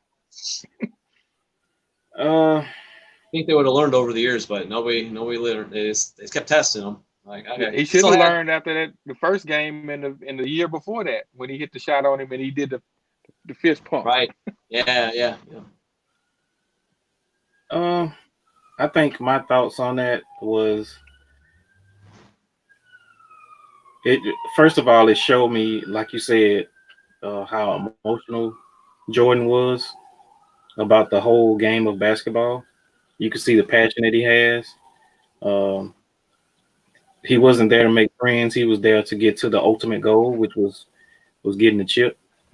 And the fact that, he took a lot of guys that probably wouldn't have the stats that they have or the rings that they have to the promised land, that just speaks volumes about, his game, for one, the will to win, second, and the fact that he trusted these guys, after the 91 season. It took him a while to actually trust his teammates, because you can have all the, the personal accolades you want, but nothing doesn't matter unless you have a ring. One thing that did stick out to me was, what was it, 1.4 seconds left on the clock or something like that, and Pippen chose to sit on the bench because the ball was not coming his way for the final shot. To me, that just showed the immaturity in Scottie Pippen and not trusting his teammates, because you're the man now. You don't have to take the last shot all the time. So for him not to trust a guy that actually made that shot numerous times that season, and you saying, "No, I'm not going back in," what if he would have missed that shot? Right. He was being selfish. Exactly. How would people look at him then if he did miss that shot? You know what I'm saying? As opposed to, okay, well, he made the shot, I can go in and apologize and everything's all good. I just felt like Pippen, as great as he was very inconsistent. Whether with his play, with his injuries, with his personal decisions. I just felt like he was inconsistent in his whole career. Go ahead, Nick. I mean, he was a great player, great defense, steals, but he was not the guy, like, out of the first three-peat or the second three-peat. He was never the player that I would put the ball in the hands of for the game-winning shot. No. I think his decision-making on that point wouldn't have been like how MJ's is. MJ's got that killer mentality. I'm going to do what I got to do to make this shot, Right. And I think he almost expected it, right? I think Pippen almost expected it. Like, okay, Jordan's not here, and I'm going to be in charge, and I'm going to have every game-winning shot. So I think that was his maybe perspective of, all right, since MJ's not here, then why is another play even drawn up? And it was very cowardly move. And you see him egging on Jordan to come back, right? With showing the shoe, the Jordan 10. I was really surprised. My parents bought me this Bulls book years ago for my 16th birthday or something. And I dug it out of storage and I read through the whole thing again. And there's a line in there. It talks about Jordan going back. Jordan, when he comes back, they're in Indianapolis and they're doing a head count of the team, and they're missing a guy. and they're like who's missing? Who's missing? And like Scotty was still in the locker room, like kind of like being an ass and not coming out is how the book depicted it. And then he comes out and he's kind of has like a little attitude about it. It's like kind of like how it was written. And Jordan's like, "What the hell, dude? Like, let's go," you know? So like stuff like that, like, oh, the leader's back now, and like he was just kind of like playing possum and sitting back and not even like being with the team when they're about to go out with MJ first time back in '95. So right, that was another, like, you hear these moments like on court, and no tipping Pippin. It's a it's a thing that's been said, okay, from the locals, that you know, it's not a surprise. He's just kind of a dick. And right. We were down at the hub, right? So we're down at the hub All-Star weekend. I'm gonna go off the bat a little bit here about Scotty. We're down at the hub, and I see this guy, and he's an army guy. He's representing the country, you know. So they got it's because it was at a base, so this is like his home, and it's All-Star weekend, and he's telling me about how Zion coming up, signing basketballs, cool with everybody. Yeah, you know, this player came and they took pictures and they signed, and Scottie Pippen was here. I'm like, oh, cool, you get Scotty's autograph? He's like, he came up to everybody, he told us, I don't have a contract to sign autographs, so I'm not signing anything. Well, damn. I'm like, you're saying that to people that are like serving the country? Like, but again, I wasn't surprised because I'm like, that's Scotty for you. So yeah, I love him as a player. You know, he's had his moments as a player being a jerk. And then I hear a lot of stories of him being rude to people and this and that, like that. So yeah, now he's upset about the documentary, the way he portrayed his facts. I'm just like, I mean, it is what it is, right? Right, and he kind of did it to himself too when they asked him like about, you know, sitting on the bench about when Kukoc got that shot, and he basically said after the fact that he wouldn't have changed it. I'm like, wow, yeah, you're not helping. Yeah, that was, yeah. That's just my 2 cents on Scotty, but yeah, I still love him. I posted his jerseys today, but yeah, I'm gonna say this. What it is. I'm gonna say this too. All in all, it was a great documentary. It was produced greatly, directed. The narration by Jordan and all the other people was great. The music, I liked how the music just came into play in certain eras or certain games or certain moments of the docu-series. But my thing is this: what can they do? Just saying, whoever makes another docu-series, how can they top this one? You know, that's a question for like a later date, but that's something I was thinking once this ended. How can they top this one? I don't think they can. They coming out with Tom Brady next year, but I don't think that Tom Brady has the stature of MJ at all. That's what I was about to say. It's got to be another one about MJ.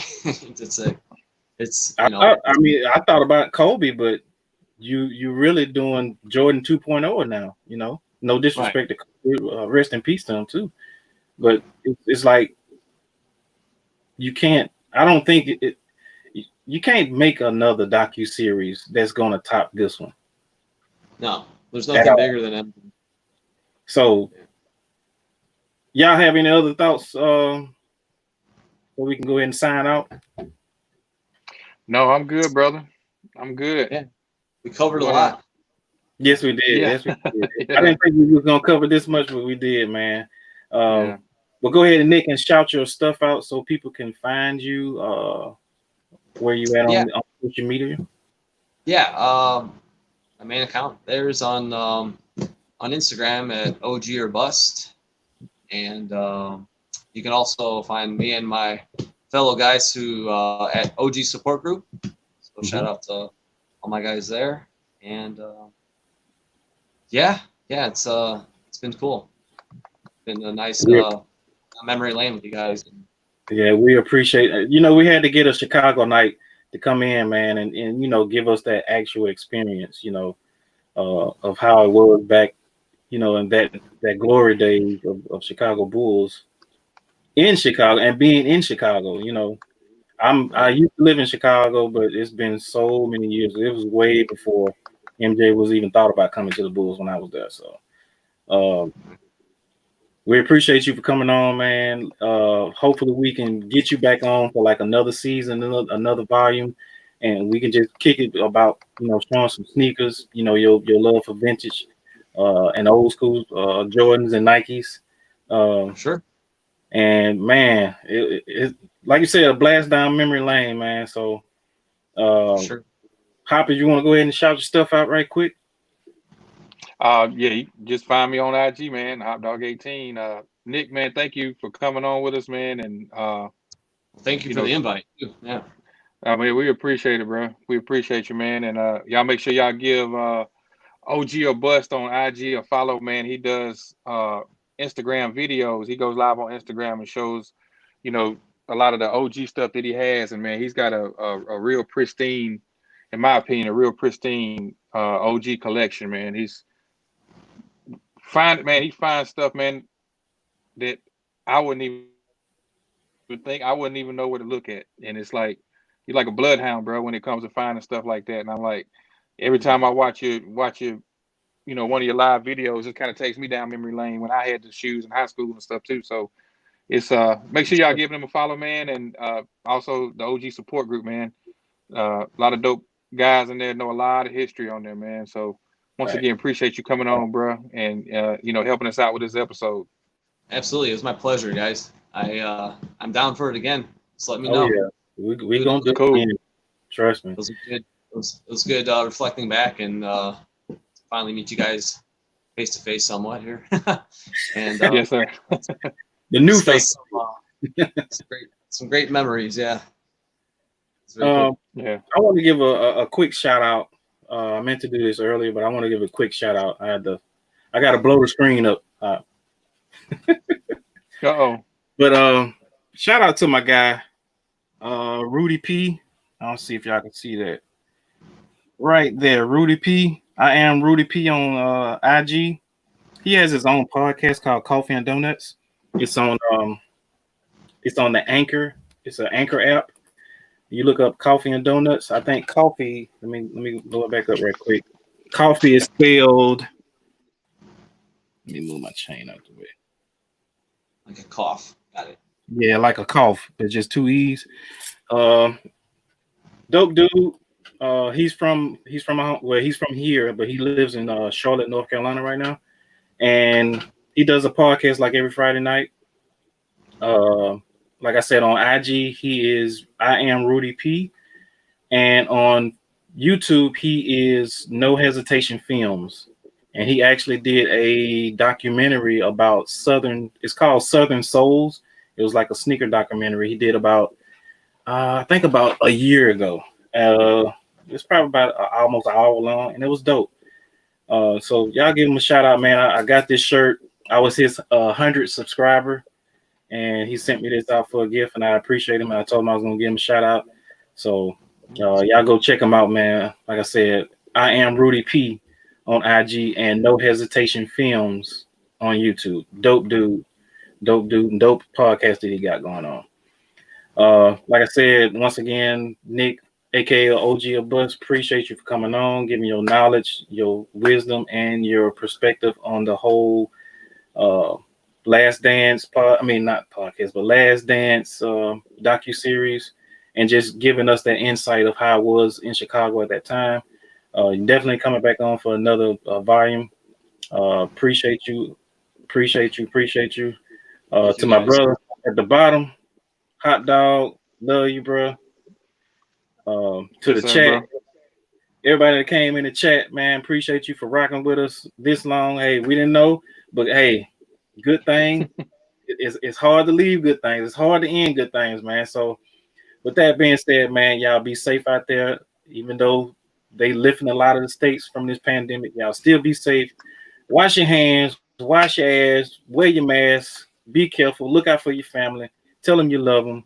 With that being said, this is Retro Podcast. Signing off.